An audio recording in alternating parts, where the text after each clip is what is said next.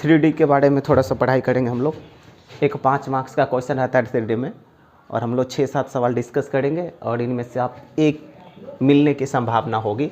और जिस टाइप का सवाल पूछा जाता है लॉन्ग टाइप का 3D में, उसके बारे में हम लोग चर्चा करेंगे। जैसे कि ये सवाल पूछा जा सकता है, वैसे काफ़ी ईजी है, ये काफ़ी पूछा जा सकता है ये। जिससे आपको इसमें रेखा युग्म दे रखा है। रेखा युग्म मतलब 3D में हम लोग 2 चीज़ों के बारे में ही ज़्यादा पढ़ाई करते हैं, रेखा और समतल। 3D में 2 चीज़ों के बारे में पढ़ाई करते हैं, रेखा और समतल। तो रेखा के समीकरण कैसे दिखते हैं और समतल के समीकरण कैसे दिखते हैं, इसमें रेखा के बारे में चर्चा किया गया है। रेखा के समीकरण कैसे दिखते हैं और समतल के समीकरण कैसे दिखते हैं, क्योंकि आपको चर्चा होने वाली है। अभी हम थोड़ा सा देख लेते हैं रेखा के समीकरण और समतल के समीकरण के बारे में।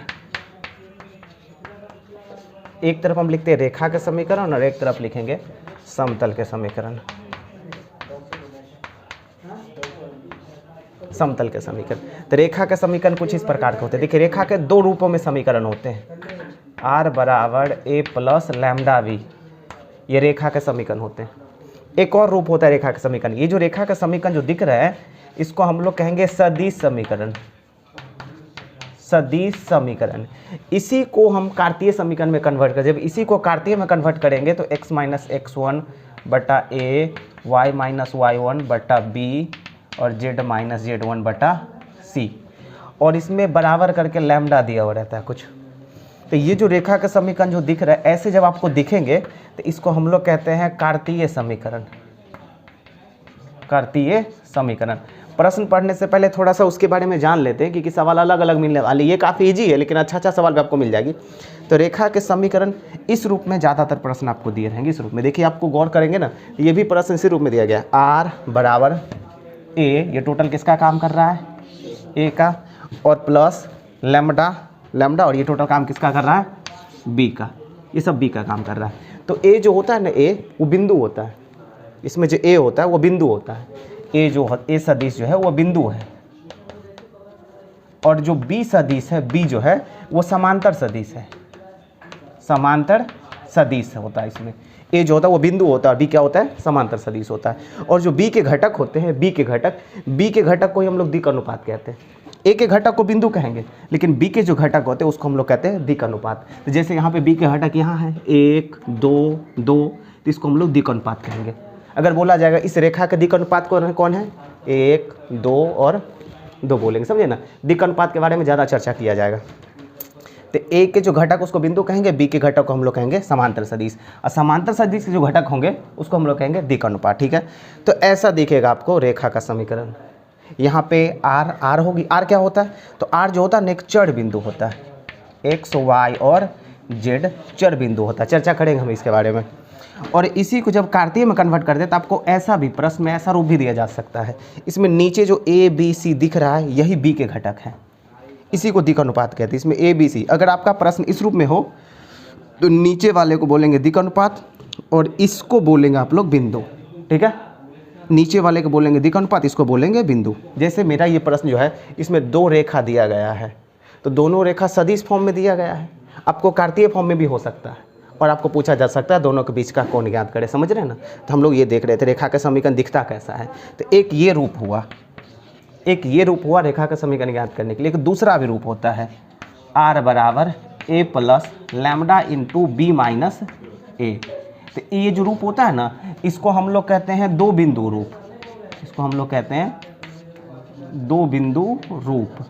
मतलब जब 2 बिंदु दिया जाता है तब इस रूप में हम लोग रेखा के समीकरण को निकालते हैं। ये सदिश समीकरण हो गया, ये सदिश समीकरण है। इसी का कार्तीय फॉर्म भी होता है, इसी का कार्तीय फॉर्म। तो इसका कार्तीय फॉर्म कुछ ऐसा होगा, x माइनस x1 बटे x2 minus x1, y minus y1 बटे y2 minus y1, z minus z1 बटे z2 माइनस z1। ध्यान से, तो ये रहा आपका कार्तीय फॉर्म इसका। तो जब 2 बिंदु दिया जाएगा, इसको देखो लो, ये जो नीचे वाले दिख रहे हैं इसको हम लोग कहेंगे दिक् अनुपात।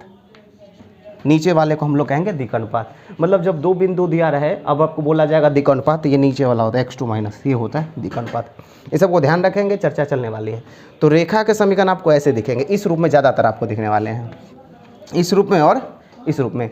समतल के समीकरण के बारे में चर्चा करते हैं, भले इस प्रश्न में ज़रूरत नहीं है लेकिन समतल के बारे में चर्चा करते हैं। समतल के जो समीकरण होते हैं उसके भी दो रूप ज़्यादा फेमस होते हैं। तो एक रूप ये होगा r डॉट n वेक्टर बराबर d, ये रूप होता है, इसको सदिश रूप कहते हैं, इसको सदिश रूप कहते हैं। इसमें d क्या है, d जो है वह दूरी है, और n क्या है, n को हम लोग कहते हैं अभिलंब सदिश, अभिलंब सदिश।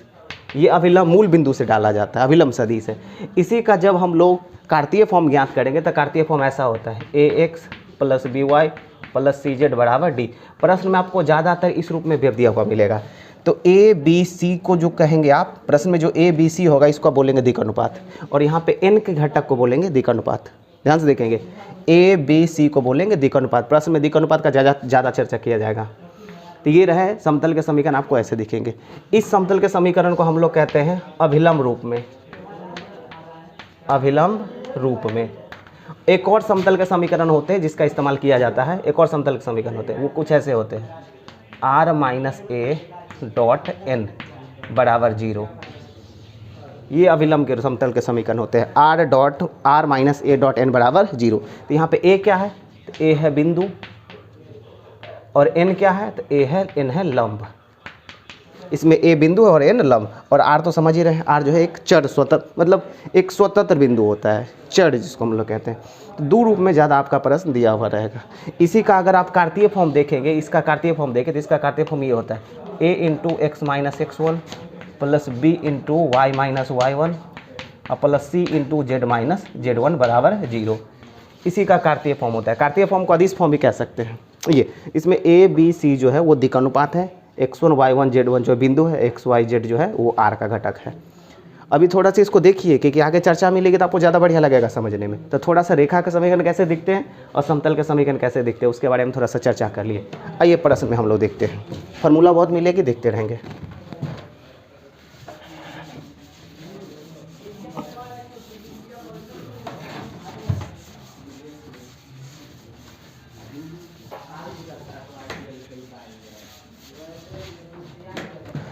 यहाँ पे इस प्रश्न में पूछा जा रहा है, हमें एक रेखा युग्म दिया गया। देखिए यहाँ से यहाँ तक एक रेखा है जो कि सदिश रूप में है, r बराबर a प्लस लैम्डा भी, और ये भी देखिए r बराबर a प्लस लैम्डा तो यूज कर लिया, तो यहाँ पे म्यू का इस्तेमाल किया, कोई भी दो अलग अलग कांस्टेंट होगा। और ये किसका काम कर रहा है, b का। देखिए इसमें a b, तो दो बार हम a b कैसे कह सकते हैं, तो इसे हम लोग पढ़ेंगे a1, इसे कहेंगे b1, इसे कहेंगे a2 और इसे कहेंगे b2। समझ रहे हैं, क्योंकि दो सदिश है, दो एक ही जाति का है, तो इसको a1 b1 a2 और b2।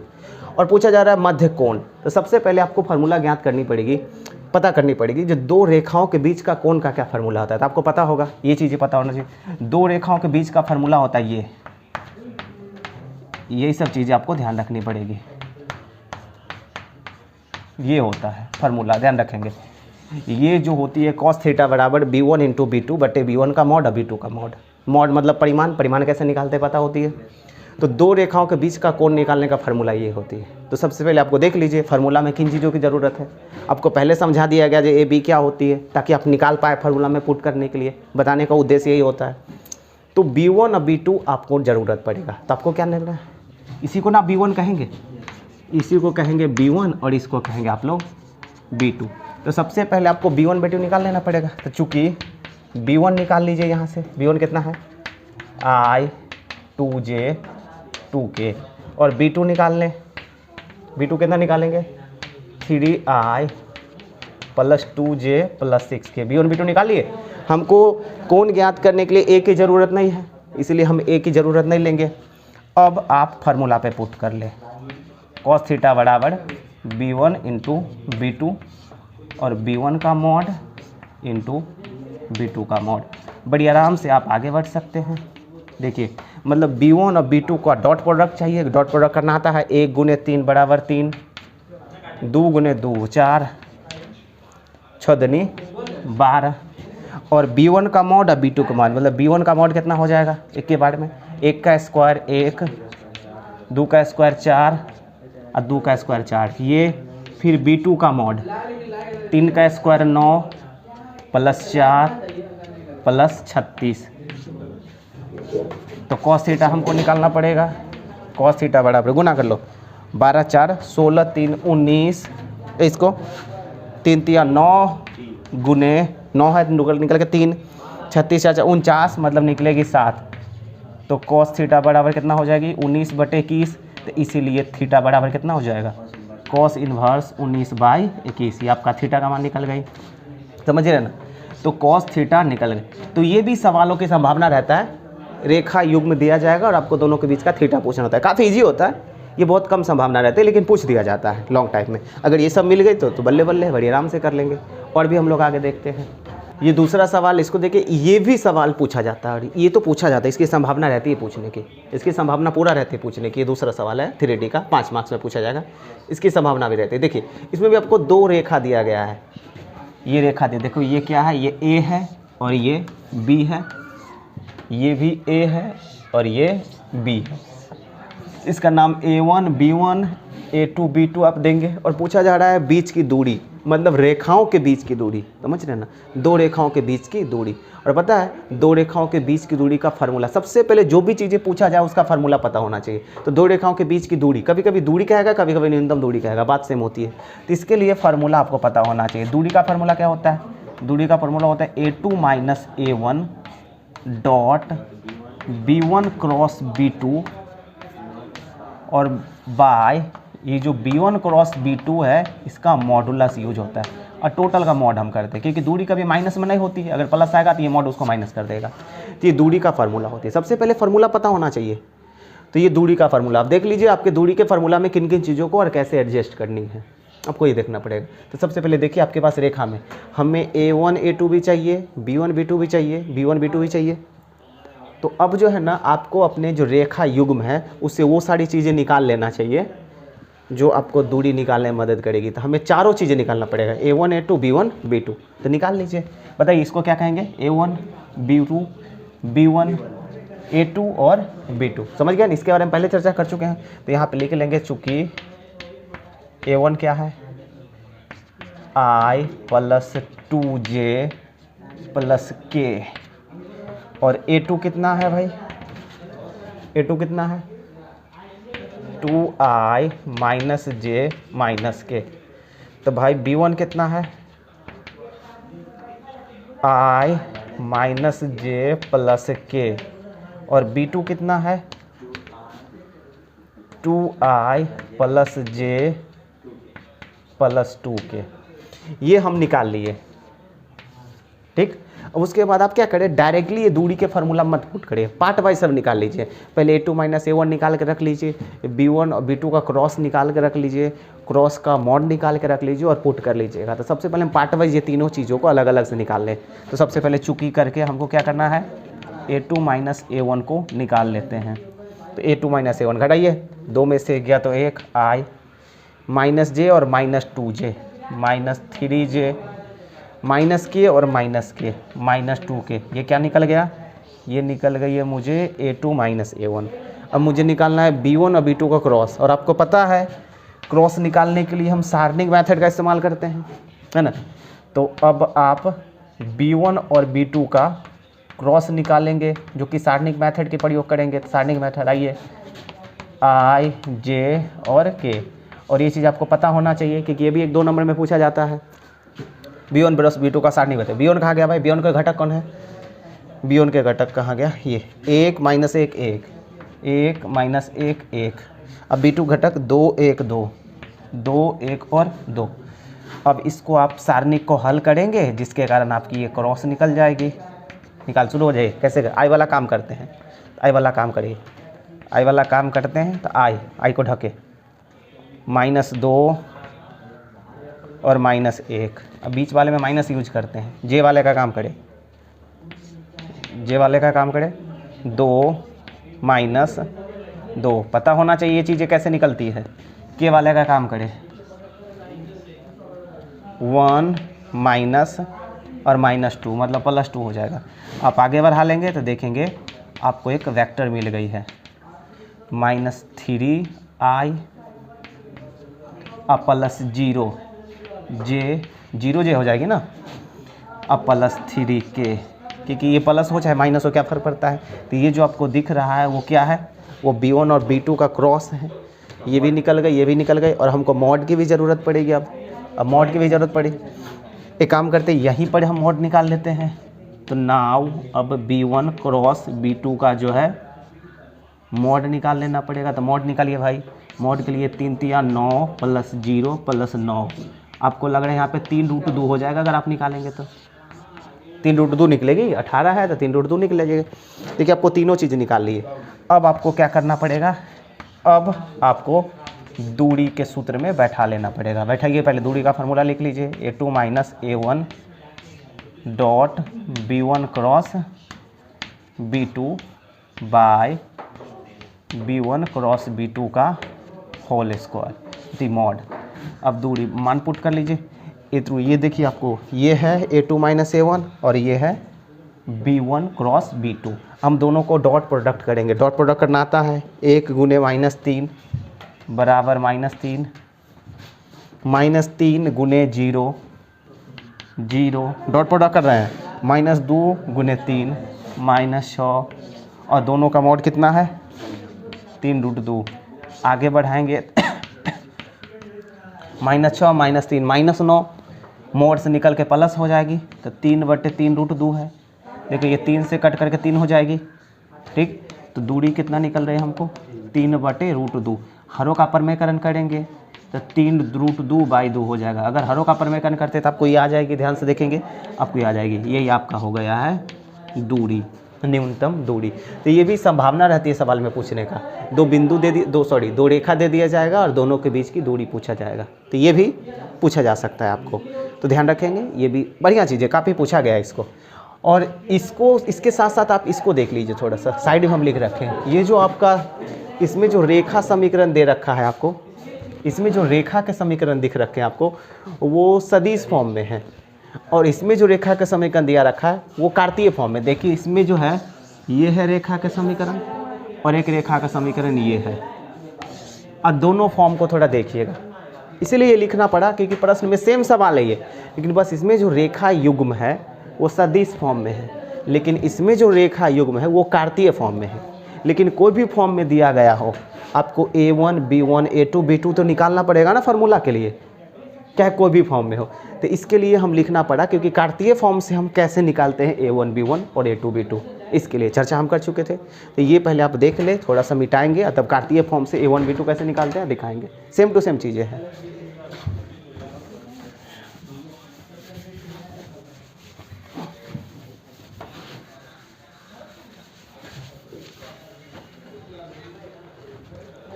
देखिए कार्तीय फॉर्म से हमें तो दूरी सूत्र यही होता है, फार्मूला तो यही होता है। हमें सबसे पहले A1 निकालना पड़ेगा। तो बताइए A1 कहाँ से निकलेगा, A1 निकालना पड़ेगा और A2 निकालना पड़ेगा। तो A1 कहाँ से निकलेगा, रेखा पहला से।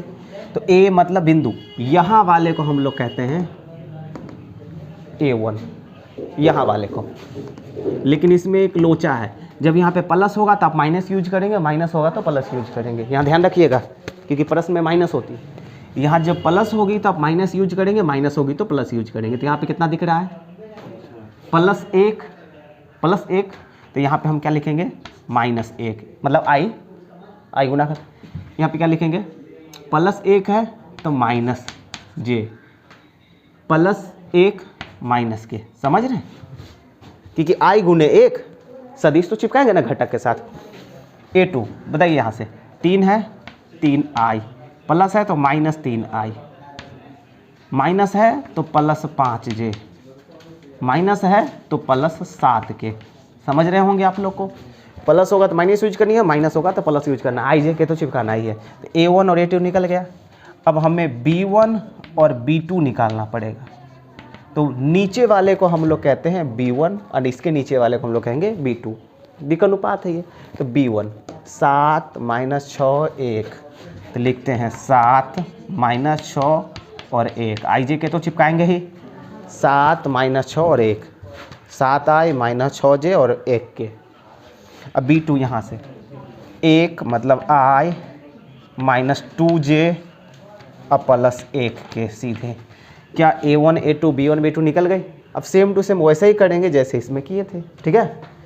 आराम से पार्ट वाइज निकाल लेंगे, कोई दिक्कत नहीं होना चाहिए। बस ये कार्तीय फॉर्म में था तो A1 B2 को थोड़ा समझाने के लिए आपको लिखना पड़ा, वही चीज़ है ये। आप इसको भी थोड़ा नोट कर ले। ये देखिए, इसमें भी दूरी ही निकालना है, बस थोड़ा सा जानकारी दिए दे। इसमें देखिए, ये देखिए, ये भी सवाल थोड़ा ऐसा भी पूछा जा सकता है, ऐसा भी पूछा जा सकता है। इसमें देखिए, इसमें भी आपको 2 रेखा दिया गया है और इसमें भी न्यूनतम दूरी ही पूछा जा रहा है। बस बताने का उद्देश्य ये है बताने का उद्देश्य, क्योंकि समीकरण का जो रूप है, रेखा के जो समीकरण का जो रूप है वो थोड़ा सा उटपटांग है, इसीलिए बताने का उद्देश्य है। बस हम क्या करेंगे, समीकरण को सुंदर करके छोड़ देंगे, आप लोग सॉल्व करेंगे। इसमें वही प्रश्न है, न्यूनतम दूरी, फार्मूला तो सेम होती है, दूरी का फार्मूला सेम होती है ना, a2 - a1 dot b1 cross b2 अब v1 v2 का मॉड, सही है। लेकिन बस थोड़ा सा रेखा के समीकरण देखिए, रेखा का समीकरण होना कैसा चाहिए, r dot a plus lambda b इस रूप में होना चाहिए। अगर सदिश है तो इस रूप में होना चाहिए ना, अगर सदिश है तो, और अगर कार्तीय है तो इस रूप में होना चाहिए। अगर कार्तीय है तो इस रूप में होना चाहिए रेखा के समीकरण, ठीक है। सदिश रूप है तो इस रूप में होना चाहिए, कार्तीय रूप में तो इस रूप में होना चाहिए, तभी तो इसका हमको दिक् कोसाइन दिक् अनुपात और बिंदु दिख जाएगी। लेकिन पर इस प्रश्न को देखिए, क्या उस रूप में है, इसमें सिर्फ a बराबर r बराबर a प्लस लैम्डा b के रूप में है, लेकिन यहाँ पे आप देख रहे हैं किस रूप में है। तो सबसे पहले क्या करना पड़ेगा, आपकी जो रेखा के समीकरण है उसको पहले इस रूप में लाना पड़ेगा, तब आप a और b को निकाल सकते हैं, इसीलिए थोड़ा ये बताने का उद्देश्य है। तो सबसे पहले आप क्या करें, बारी बारी से दोनों रेखा के समीकरण को लेकर के आप उसे सुंदर फॉर्म में लाएं, जिससे आपका a1 और b1 निकल पाए, a2 और b2 निकल पाए। तो शुरू हो जाइए। चूँकि लेते हैं पहला को, r बराबर क्या है 1 - t i plus t - 2j plus 3 - 2t into के। देखिए सबसे पहले क्या करें आप सुंदर रूप में लाने के लिए, सबसे पहले क्या करें सुंदर रूप में लाने के लिए, अब ब्रैकेट तोड़ लें, ब्रैकेट तोड़ लीजिए सबसे पहले, i minus ti tj minus 2j, bracket तोड़ रहे हैं हम, 3k माइनस 2tk। देखिए ब्रैकेट तोड़ रहे हैं, ब्रैकेट तोड़ ली। ब्रैकेट तोड़ने के बाद टी वाला एक साथ और बिना टी वाला एक साथ, देखिए गौर से, ये जितना भी आपको दिख रहा है वो सब है टी वाला, तो टी वाला एक साथ और बिना टी वाला एक साथ को आपको लेना है। तो पहले बिना टी वाले को एक साथ लेंगे, टी वाले तो पहले बिना टी वाले को लेते हैं, i minus 2j plus 3k, इसे एक साथ ले, ब्रैकेट आप लगा सकते हो, प्लस, और टी वाले को एक साथ लीजिए, सब में टी है तो आप टी कॉमन ले सकते हैं, टी कॉमन लीजिए तो यहाँ से क्या बचेगा, i, टी कॉमन ले रहे तो माइनस i, यहाँ पे प्लस j और यहाँ पे माइनस 2k, क्योंकि आप कॉमन तो टी ले रहे हो ना। अब आप जब इसको देखेंगे कॉमन लेने के बाद, तो आपका जो ये समीकरण का जो रूप है वो आपको बिल्कुल दिख जाएगा इसके जैसा। देखिए r बराबर a plus lambda b, lambda का स्थान पर टी का इस्तेमाल किया गया, कोई भी 2 चर इस्तेमाल हो सकता है, लैम्डा की जगह पे इस्तेमाल किया गया टी, तो इसका ये किसका काम करेगा, यही ना काम करेगा a1 का, और यही ना काम करेगा b1 का। समझ रहे हैं मेरी बातों को। ऐसे ही आप दूसरे समीकरण में करें, तो यहाँ जब करेंगे तो यहाँ पे s कॉमन होगी, जब यहाँ पे आप करेंगे तो कॉमन क्या होगी, s कॉमन होगी। जैसे यहाँ पे t कॉमन हुआ ना, यहाँ पे कॉमन होगी s, तो वो भी आपका इस रूप में आ जाएगा। तो इसको आप कह सकते हैं a2 और b2। जब इसको आप ऐसे तोड़ेंगे तब जैसे आपका प्रश्न इस रूप में आएगा, a1 b1 निकाल लेना है, a2 b2 निकाल लेना और फार्मूला पे सेट कर देना, जैसा भी पिछले करते आए हैं, कोई दिक्कत नहीं होना चाहिए। बस सिर्फ समीकरण का रूप सही नहीं था, इसके लिए ये बताने का उद्देश्य, समझे ना। चलिए और थोड़ा इसको देख लीजिए, ये भी थोड़ा समझाने कीजिए, ऐसा भी सवाल पूछ देता है, ये भी समीकरण का जो रूप है वो ढंग पे नहीं है, इसीलिए बताने की ज़रूरत पड़ रही है। ध्यान से देखिएगा, ये देखिए ये रेखा के समीकरण है, रेखा पहला रेखा का समीकरण, ये दूसरा रेखा का समीकरण, ध्यान से देखिएगा। और इसमें पूछा जा रहा है P का मान ज्ञात करें, ये भी पूछा जाता है प्रश्न में, ऐसा भी P का मान ज्ञात करें ताकि रेखाएं ये और ये परस्पर लंब हो। ध्यान से देखिएगा मेरी बातों को, इसमें P का मान पूछ रहा है, लेकिन P का मान किस शर्त में पूछ रहा है, प्रश्न में दिया गया क्या है, प्रश्न में ये दिया गया है ये रेखा और ये रेखा एक दूसरे के साथ 90 डिग्री का कोण बनाती है, सही है। इसीलिए तब जाकर के P का मान ज्ञात करते हैं। सबसे पहले परस्पर लंब के लिए कॉन्सेप्ट पता होना चाहिए। जब 2 रेखाएं परस्पर लंब होती है तो क्या फार्मूला होता है, फार्मूला पता होना चाहिए। ये फार्मूला होता है, ध्यान से देखेंगे, ये फार्मूला होता है a1 A2, मतलब ABC अगर दिक कोसाइन को ABC शुरू करते हैं तो A1 A2 B1 B2 C1 C2 बराबर 0। यहाँ पे A1 B1 C1 क्या है, यहाँ पे A1 B1 और C1 क्या है, A2 B2 और C2 क्या है। अब इसका A1 B1 मत समझ लीजिएगा, ये वाला A1 नहीं है, वो सदिश नहीं, अदिश है। यहाँ पे A1 B1 C1 क्या है, तो A1 B1 C1 जो वो पहला रेखा का दिक अनुपात है, फर्स्ट का दिक अनुपात है, फर्स्ट का दिक अनुपात। और ये जो A2 B2 C2 है वो दूसरा रेखा का दिक अनुपात है, सेकेंड रेखा का दिक अनुपात है। समझ रहे? तो दो रेखाएं परस्पर लंब होने का शर्त क्या है, जो दोनों के दिक अनुपातों को पहले आप गुना करोगे और जोड़ोगे, 0 के बराबर करनी है। ये कॉन्सेप्ट होती है जब दो परस्पर लंब होती है तब। हम लोग कॉन्सेप्ट के बारे में चर्चा नहीं कर रहे क्योंकि हम लोग सीधे टू द पॉइंट बना रहे हैं, ये सब कॉन्सेप्ट आपको पता होनी चाहिए। तो लंब होने का ये शर्त है, लंब होने का शर्त है ये, और इसमें मुझे ज़रूरत पड़ रही है दिक अनुपातों की। तो सबसे पहले मुझे क्या करना पड़ेगा, पहला रेखा से दिक अनुपात निकालना पड़ेगा, दूसरा रेखा से दिक अनुपात निकालना पड़ेगा। A1 B1 C1 पहला रेखा से निकलेगा, A2 B2 C2 दूसरा रेखा से निकलेगा, और दोनों को हम गुना करेंगे, फिर जोड़ का सिंबल लगाएंगे, 0 को बराबर करेंगे, उलट पुलट करके पी का मान निकल जाएगी। लेकिन पहले आप पहला रेखा को देखिए, पहला रेखा को देखिए। पहला रेखा को आप देखेंगे तो पहला रेखा और दूसरा रेखा जो है वो कार्तीय रूप में दिया गया है, ठीक है। कार्तीय रूप में हम नीचे वाले को बोलते हैं दिक अनुपात, नीचे वाले को बोलते हैं दिक अनुपात। लेकिन हमेशा आप ऐसा नहीं करेंगे, पहले सवाल को देख लीजिएगा, जो आपका जो रेखा के समीकरण है वो सुंदर फॉर्म में है या नहीं। देखिए दिक अनुपात में कार्तीय रूप में रेखा का समीकरण कैसा होता है, ऐसा होता है, ऐसा होता है ना दिक समीकरण। देखिए एक्स वाई और जेड फ्री है, एक्स वाई और जेड फ्री है, कार्तीय फॉर्म ऐसा होता है, एक्स वाई जेड फ्री है, कुछ नहीं लगा हुआ उसके साथ, समझिए। अब पहले एक्स वाई जेड है, लेकिन जब आप इससे आप इसका रिलेट करेंगे, तुलना करेंगे इसको, तो आप देखेंगे इसमें 1 माइनस एक्स है, लेकिन यहाँ पे x पहले है 1 बाद में होना चाहिए। यहाँ पे देखिए इसमें x पहले है लेकिन इसमें x बाद में है। देखिए यहाँ पे y के साथ 7 चिपका हुआ, लेकिन y सिंगल होना चाहिए, ठीक। ये तो बढ़िया है, ये तो ठीक है, जेड है तो यहाँ भी जेड है, समझ रहे। सबसे पहले आप रिलेट करेंगे जो क्या इसके जैसा वो है, अगर इसके जैसा वो है तभी आप नीचे वाले को दिक अनुपात कहेंगे, अदरवाइज उसको दिक अनुपात नहीं कहेंगे। अगर आपका प्रश्न का जो रेखा है वो सुंदर फॉर्म में है, जो इसका फॉर्म है सुंदर फॉर्म में, तो ठीक है, आप नीचे वाले के दिक अनुपात बोल लो। लेकिन जब सुंदर फॉर्म में नहीं है तो आपको सबसे पहले सुंदर फॉर्म में बनाना पड़ेगा। आइए बनाते हैं, सबसे पहले रेखा 1 का काम करते हैं। सबसे पहले हम रेखा 1 के लिए काम करते हैं, रेखा 1 के लिए। आइए रेखा 1 के लिए काम करते हैं, इसको थोड़ा सा मिटा लेते हैं। रेखा 1 के लिए काम करते हैं, तो रेखा 1 के लिए काम करेंगे तो रेखा 1 ये है 1 माइनस एक्स बाई 3। लेकिन पहले लिखते सोचते हैं, ये रेखा 1 है तो इसमें मुझे x पहले होना चाहिए, 1 माइनस एक्स है, लेकिन इसको x माइनस 1 बनाना है। तो देखो पहले क्या करोगे, पल्ले पड़ी, ये 1 माइनस एक्स था, लेकिन मुझे क्या करना है, x को पहले लाना है। तो हम क्या किए, माइनस कॉमन ले लिए, माइनस कॉमन लिए तो 1 माइनस एक्स में माइनस कॉमन ले लेंगे तो x माइनस 1 हो जाएगी, और उस माइनस को नीचे भेज दिए। माइनस ऊपर लगा हुआ चाहे नीचे, क्या फर्क पड़ता है।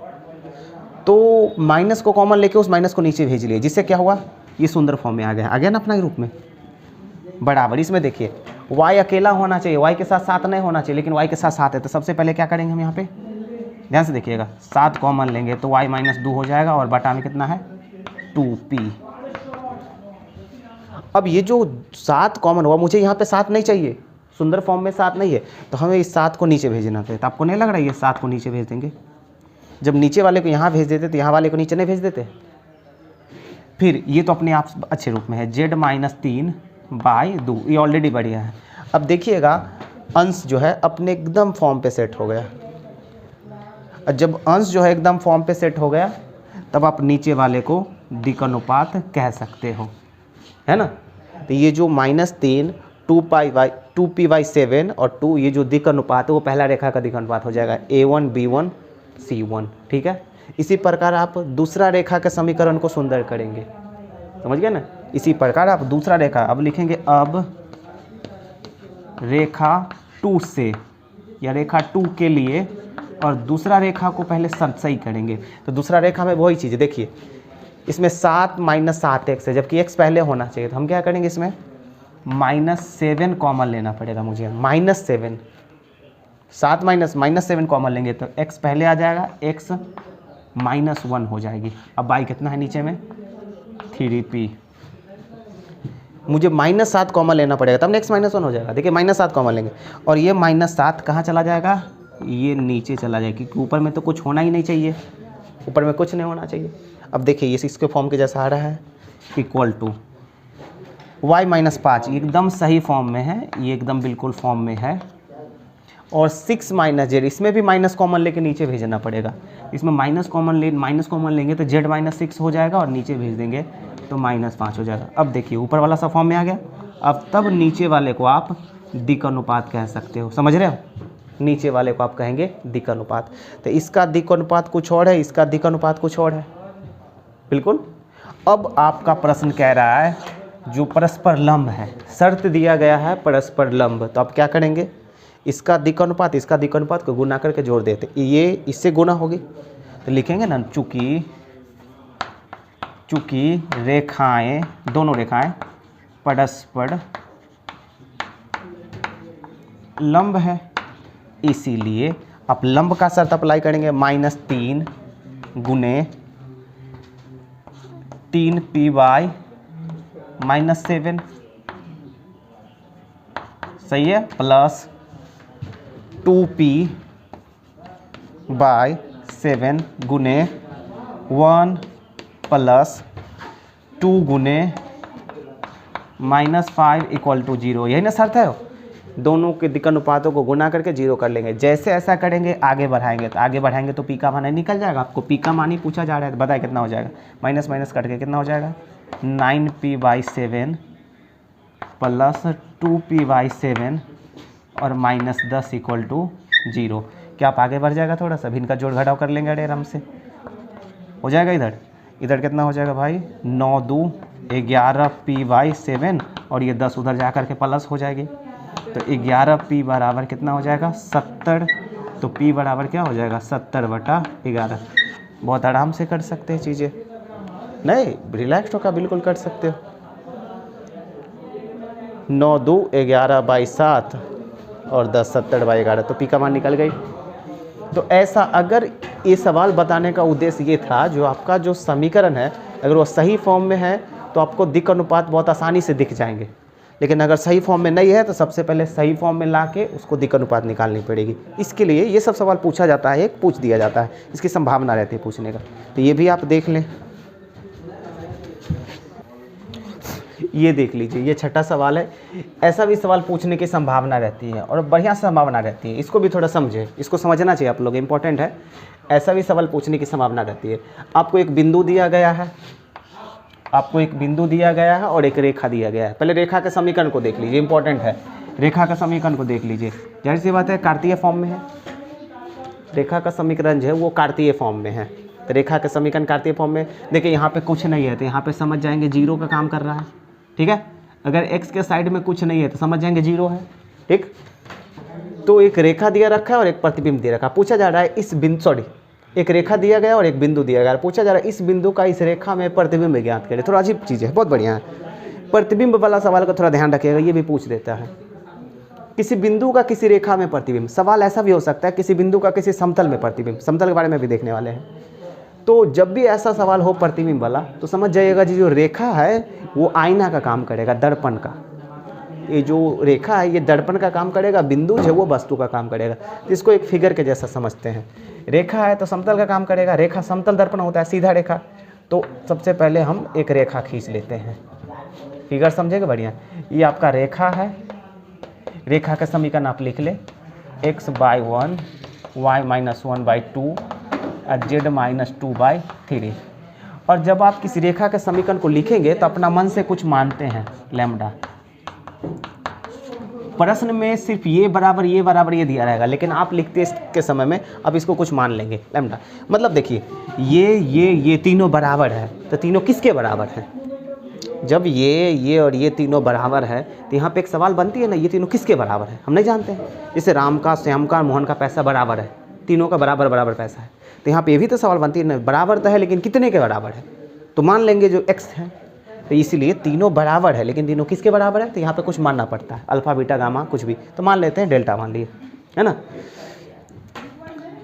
तो मान लिए लैम्डा मान लिए, तो ये तीनों किसके बराबर है, लैम्डा के, आप कुछ भी मान सकते हो, ठीक है। ये रेखा दे दिया और एक बिंदु है, तो बिंदु किधर ले लो, जैसे माना कि ये बिंदु ले लिए हम, बिंदु का नाम पूछ लीजिए P16 और 3, 16 और 3, ये बिंदु है और इस बिंदु का इस रेखा में प्रतिबिंब पूछ रहा है। तो जाहिर सी बात है यहाँ पे थोड़ी फिजिक्स जैसा यूज करेंगे हम लोग, ये है दर्पण और ये है बिंदु, तो इसका प्रतिबिंब इसमें इसके पीछे बनेगा ना, किसी बिंदु का किसी दर्पण पर किधर बनेगा, हम आईना के सामने खड़े रहते हैं तो उसके अंदर दूसरी तरफ बनती है ना, जितना दूरी पर वस्तु उतना ही दूरी पर प्रतिबिंब। वस्तु जो है ये किसका काम कर रहा है, ये काम कर रहा है वस्तु का, तो वस्तु जो है वो बिंदुवत है, तो प्रतिबिंब ही तो बिंदुवत होगा ना।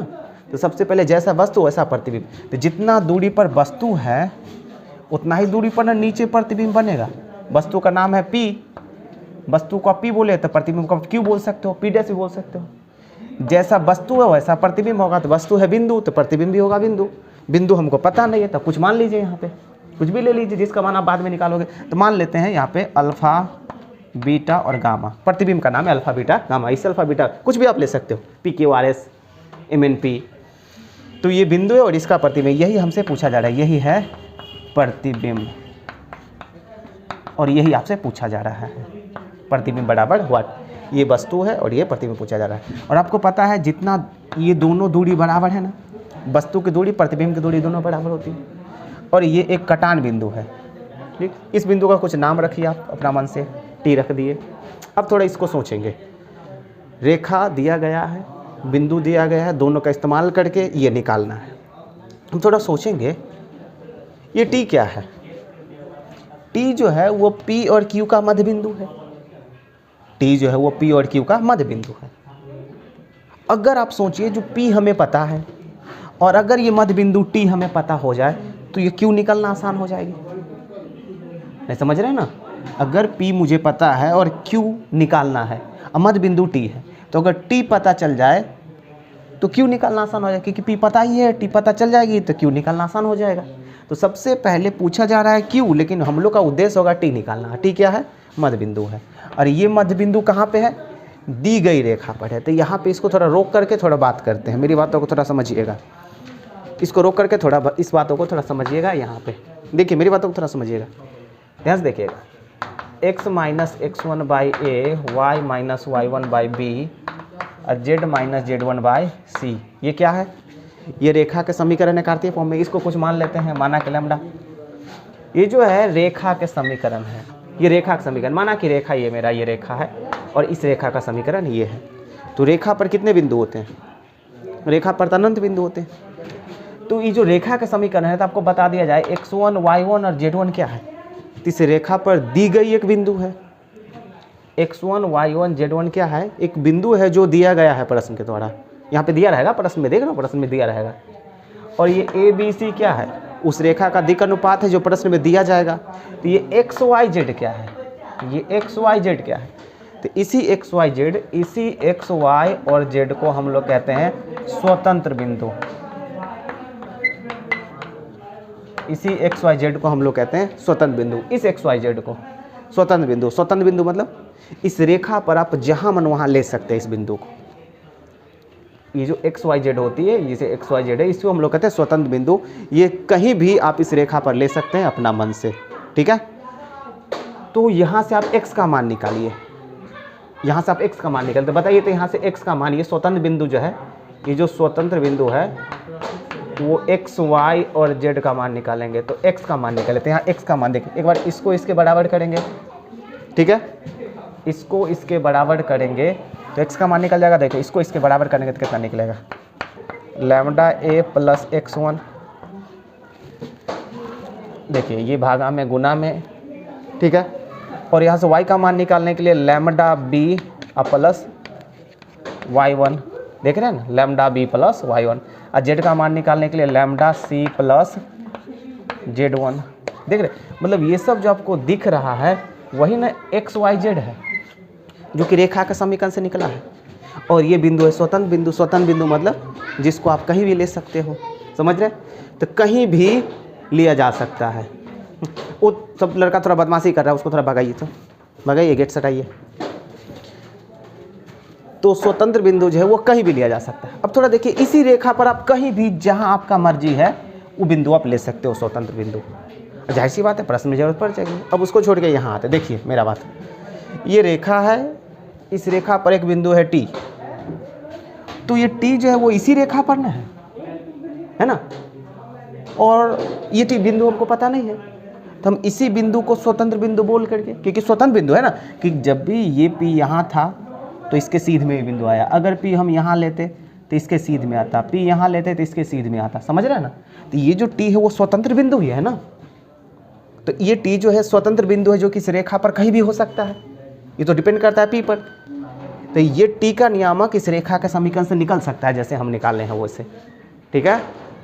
तो जैसे उस समीकरण से निकलता है, थोड़ा यहाँ निकालिए तो टी का नियामक, थोड़ा यहाँ बताए थे कितना निकला। देखिए यहाँ से एक्स का मान निकलेगा लैम्डा, कुछ नहीं तो 0 लैम्डा हुआ। यहाँ से वाई का मान निकले कितना, 2 लैम्डा प्लस 1,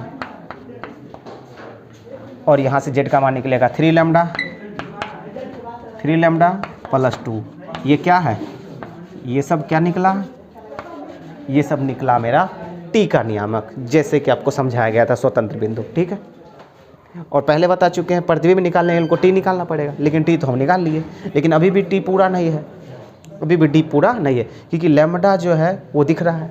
जब तक इसमें लैम्डा का मान नहीं बैठेगा सॉलिड टी निकलेगी नहीं, तब आपका उद्देश्य लैम्डा का मान ज्ञात करना होगा। तो थोड़ा देखिए, ये जो रेखा है और ये जो रेखा है, एक रेखा पी टी है और ये रेखा है दी गई रेखा, और ये दोनों रेखा एक दूसरे के साथ लंबवत है। ये रेखा और ये रेखा है, दोनों रेखा एक दूसरे के साथ लंबवत है। और जब दो रेखा परस्पर लंबवत होती है तो कुछ शर्त बनता है क्या? हाँ बिल्कुल बनता है। जब दो रेखा परस्पर लंबवत होती है तो इस रेखा का दिक् अनुपात और इस रेखा का दिक् अनुपात को आपस में गुना करके जोड़ करके 0 के बराबर कर सकते हैं। कॉन्सेप्ट है, थोड़ी देर पहले ही देखे थे हम लोग। तो इस रेखा का तो दिक् अनुपात हमें दिख रहा है 1 2 3, लेकिन इस रेखा का दिक् अनुपात हमको नहीं दिख रहा है, लेकिन इस रेखा का 2 बिंदु हमको दिख रहा है, ठीक है? हम ऐसा क्यों कर रहे हैं? हम ऐसा लैम्डा का मान निकालने के लिए कर रहे हैं। जब तक लैम्डा का मान नहीं निकलेगा टी नहीं निकलेगा, और टी नहीं निकलेगा क्यू नहीं निकलेगा, ठीक है? तो ये और ये दोनों परस्पर लंबवत है, तो इस रेखा का दिक् अनुपात दिख रहा है, लेकिन इस रेखा का दिक् अनुपात नहीं दिख रहा है। लेकिन इस रेखा पर 2 बिंदु, ये भी और ये भी बिंदु दिख रहा है, क्योंकि ये जो बिंदु टी है वो इस रेखा पर भी है। तो सबसे पहले जब आपको 2 बिंदु दिया रहेगा तो क्या आप दिक् अनुपात निकाल लोगे? हाँ बिल्कुल निकाल लोगे। याद है आपको लोग को, हम लोग थोड़ा देर पहले पढ़े थे, ये क्या है, ये क्या है? जब 2 बिंदु दिया रहेगा तब रेखा का समीकरण निकालने का जुगाड़ है ये। जब 2 बिंदु दिया रहेगा तब समीकरण, समझ रहे हैं ना? ये क्या है? ये जब 2 बिंदु दिया रहेगा तब समीकरण निकालने का जुगाड़ है। तो आपको बताया गया जो नीचे वाले को ही ना दिक् अनुपात कहते हैं, है ना? मतलब जब 2 बिंदु दिया रहेगा तो दिक् अनुपात ये बनेगा। मतलब यहाँ से एक चीज़ भी समझ में आ रहा है, जब 2 बिंदु आपको पता है तो दिक् अनुपात निकाल सकते हैं। x2 - x1, y2 - y1, sorry y2 - y1 और z2 - z1 निकाल सकते हैं ना? तो देखिए ये है x, इसमें आप x1 y1 z1 लीजिए, x2 y2 z ले लीजिए। तो आपको समझ रहे हैं ना, यहाँ पे जो रेखा PT है इसका तो दिक् अनुपात दिख रहा है, लेकिन रेखा जो PT है इसका दिक् अनुपात हमें दिख जाएगा। इसका दिक् अनुपात दिख जाएगा ना? कैसे दिक् अनुपात दिखेगा? x2 - x1, तो लिखिए x2 - x1। तो सीधे आप क्या करिएगा, सबसे पहले आपको यहाँ पड़ी PT, रेखा PT का दिक् अनुपात आप निकाल ले। क्यों निकाल रहे हैं भाई? क्योंकि दिक् अनुपात निकल जाएगी तभी तो लंब का शर्त अप्लाई करेंगे। लैम्डा -1, ये हो गई पहला दिक् अनुपात। इसमें से इसको घटाएंगे तो 1 में से 4 गए, 2 लैम्डा -5, देख रहे हैं ना? जब इसमें से इसको घटाएंगे तो 3 लैम्डा, 2 में से 3 गया तो -1। ये सब क्या है? ये क्या है? ये है PT का दिक् अनुपात, और ये दी गई रेखा का दिक् अनुपात हमको पता ही है। दोनों रेखा परस्पर क्या है? दोनों रेखा परस्पर लंब है, दोनों रेखा परस्पर लंब है। आइए बात कर ले, इसको मिटा लेते हैं। दोनों रेखा परस्पर लंब है, तो अब क्या करेंगे? लंब का शर्त अप्लाई करेंगे। तो लिखेंगे चूंकि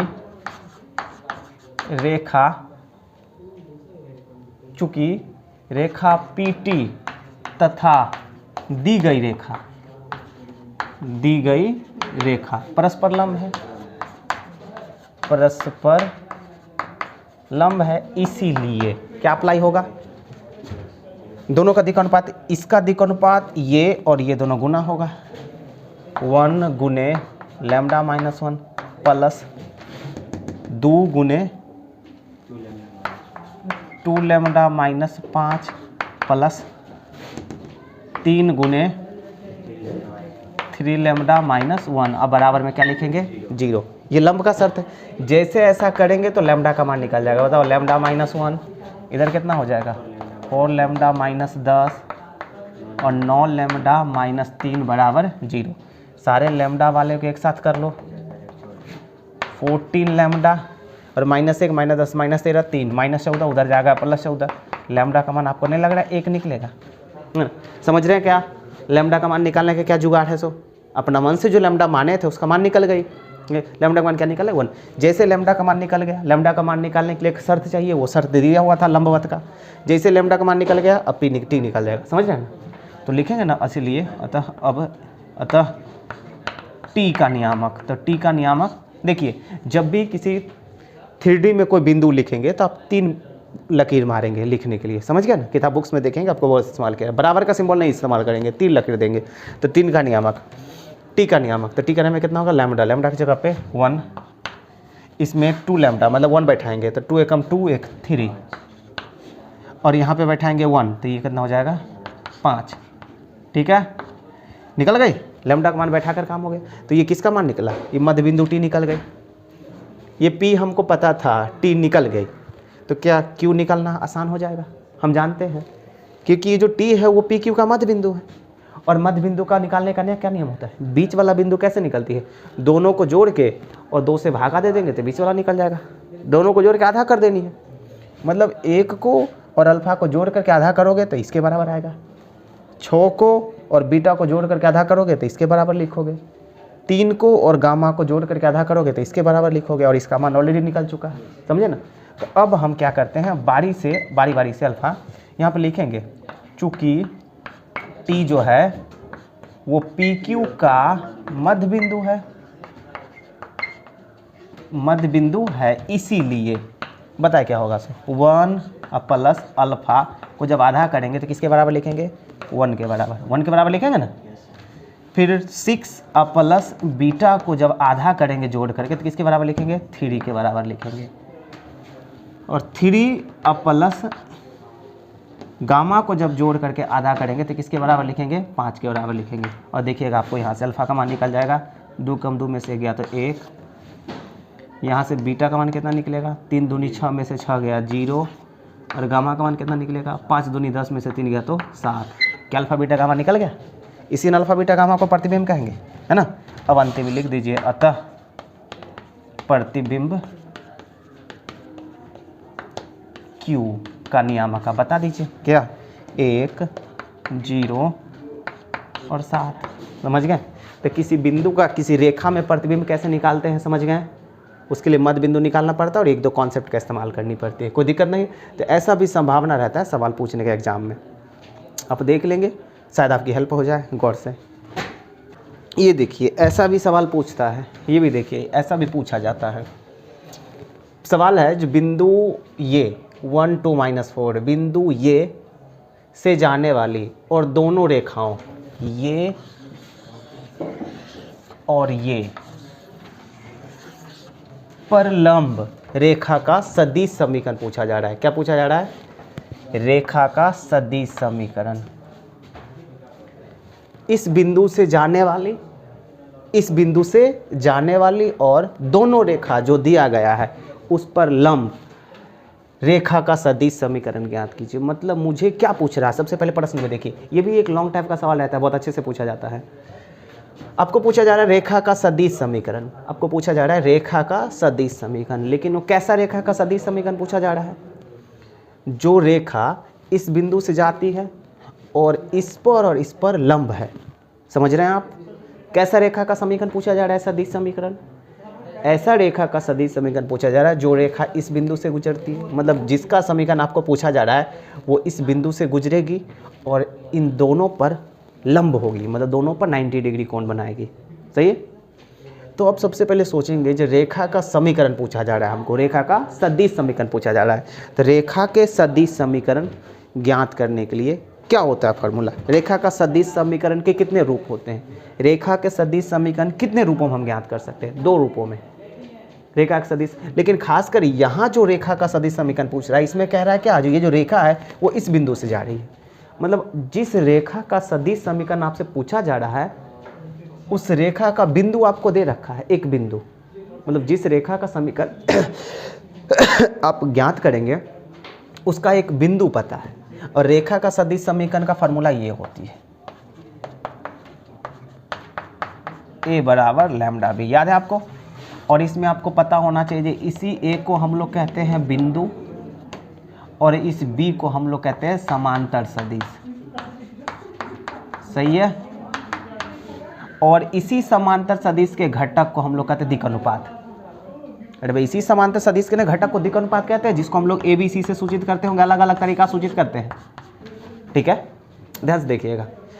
यही ना रेखा का समीकरण है जो आपको निकालना है, रेखा का सदिश समीकरण यही निकालना है जिसमें से ए आपको पता है, ए आपको पता है, बस बी निकालना पड़ेगा और बी के घटक को पहले आपको निकालना पड़ेगा। समझ गए। तो ध्यान से देखिएगा, जिस रेखा का समीकरण पूछा जा रहा है उसका बिंदु आपको पता है और आपको बी पता नहीं है। तो सबसे पहले देखिए क्या करेंगे, हम सबसे पहले लिखेंगे माना कि अभिष्ट रेखा, माना कि अभिष्ट रेखा का समीकरण, अभिष्ट रेखा का दिक् अनुपात ऐसे लिखते हैं, दिक् अनुपात सिर्फ, क्योंकि मुझे दिक् अनुपात ही निकालना है कि ये तो मुझे पता ही है। अभिष्ट रेखा का दिक् अनुपात कुछ मान लेते हैं, माना कि अभिष्ट रेखा का दिक् अनुपात मिटा लेते हैं, माना कि अभिष्ट रेखा का दिक् अनुपात ए बी सी है, मान लेते हैं। अभिष्ट को कहते हैं डिजायरेबल, अभिष्ट को हम लोग अंग्रेजी में डिजायरेबल कहते हैं। डिजायर्ड मतलब डिजायरेबल, जिस चीज़ों को हम इच्छा करते हैं, जो रेखा मुझे निकालनी है। तो अभिष्ट रेखा का, अभिष्ट मतलब जिसको निकालना है हमको, डिजायर्ड इच्छा वाला। तो अभिष्ट रेखा का दिक् अनुपात ए बी सी है, मान लेते हैं, जो कि मुझे चाहिए। तभी जा कर के हम जो रेखा के समीकरण होंगे आर बराबर ए प्लस लैम्डा बी में पुट कर सकते हैं, क्योंकि ये तो हमको पता ही है। चलिए ध्यान दे लेते हैं। ठीक है, दिक् अनुपात हमको नहीं पता है, मान लिए कुछ। प्रश्न कह रहा है कि जो आपका जो रेखा है, ये अभिष्ट रेखा जो आप निकालने वाले हो, ये रेखा इसके दोनों के साथ 90 डिग्री का कोण बनाती है, मतलब लंब है। तो आप समझ रहे हैं, रेखा लंब है भाई, रेखा लंब है। तो जब दो रेखा परस्पर लंब होती है तो उसका एक शर्त होता है कि दोनों के दिक् अनुपातों का गुणनफल का योगफल 0 होगा। जब दो रेखाएं परस्पर लंब होती है तो उसका एक शर्त क्या होता है, जो दोनों जो है दोनों के दिक् अनुपातों का गुणनफल का योगफल 0 होगा। यहाँ पे कौन कौन रेखा लंब है, ये रेखा इसके साथ भी लंब है और ये रेखा इसके साथ भी लंब है। समझ रहे हैं ना, ये जो रेखा है ये इसके साथ भी लंब है। प्रश्न कह रहा ना, ये जो रेखा, ये कैसा रेखा, ये कौन सा रेखा है, ये जो रेखा है जो आप निकालना चाहते हो, है ना, ये इसके साथ भी लंब है और ये इसके साथ भी लंब है। तो एक बार हम इसके साथ लंब का शर्त अप्लाई करेंगे, एक बार इसके साथ लंब का शर्त अप्लाई करेंगे। शर्त क्या है, लंब। शर्त क्या है लंब का, दिक् अनुपातों का गुणनफल का योगफल 0 करनी है। तो एक काम करते हैं, लिखेंगे चूंकि इस रेखा को हम रेखा 1 का नाम दे देते हैं, इस रेखा को हमको नाम रख लीजिए, इस रेखा का नाम हम रेखा 1 लिख लीजिए, इस रेखा का नाम रखिए रेखा 2। ठीक है, इस रेखा का नाम है रेखा 1, इसका नाम रेखा 2, आप नाम लग सकते हैं। इस रेखा का नाम है 1 और इस रेखा का नाम है 2, दोनों रेखा का कुछ नाम देना है आपको। तो लिखेंगे ना, चूंकि अभिष्ट रेखा दोनों रेखाओं के साथ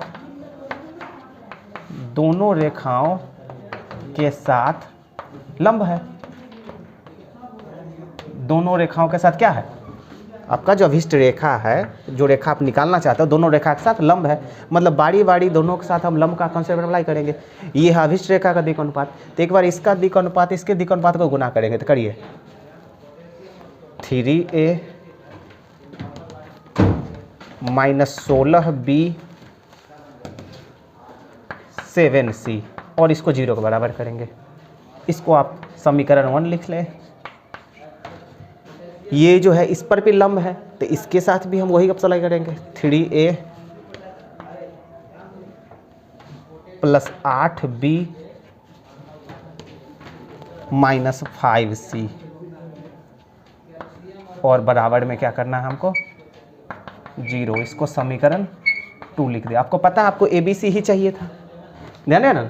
मतलब आपको प्रश्न में लंब दिया तो लंब का शर्त का इस्तेमाल करके आप 2 समीकरण बना लिए। ओके सही। अब ये दोनों समीकरण को हल करके आपको ABC का मान ज्ञात करना पड़ेगा और बैठा लेना पड़ेगा, आपकी चीज़ें क्लियर हो जाएगी। तो प्रॉब्लम नहीं है, कोई दिक्कत नहीं होगा, तो आपको आपकी चीज़ें क्लियर हो जाएगी। ध्यान से देखिएगा। तो ये देखिए दोनों समीकरण है, समीकरण 1 समीकरण 2। इस समीकरण को हल करके ABC का मान ज्ञात कर लीजिए। गौर से देखिएगा इस समीकरण को, इसी समीकरण को हल करना आपको सीखना पड़ेगा। ये जो समीकरण आपको दिख रहा है ये 3 चर वाला है, ये समीकरण है 3 चर वाला, है ना। इसको आप केवल वज्र गुणन विधि से हल कर सकते हैं।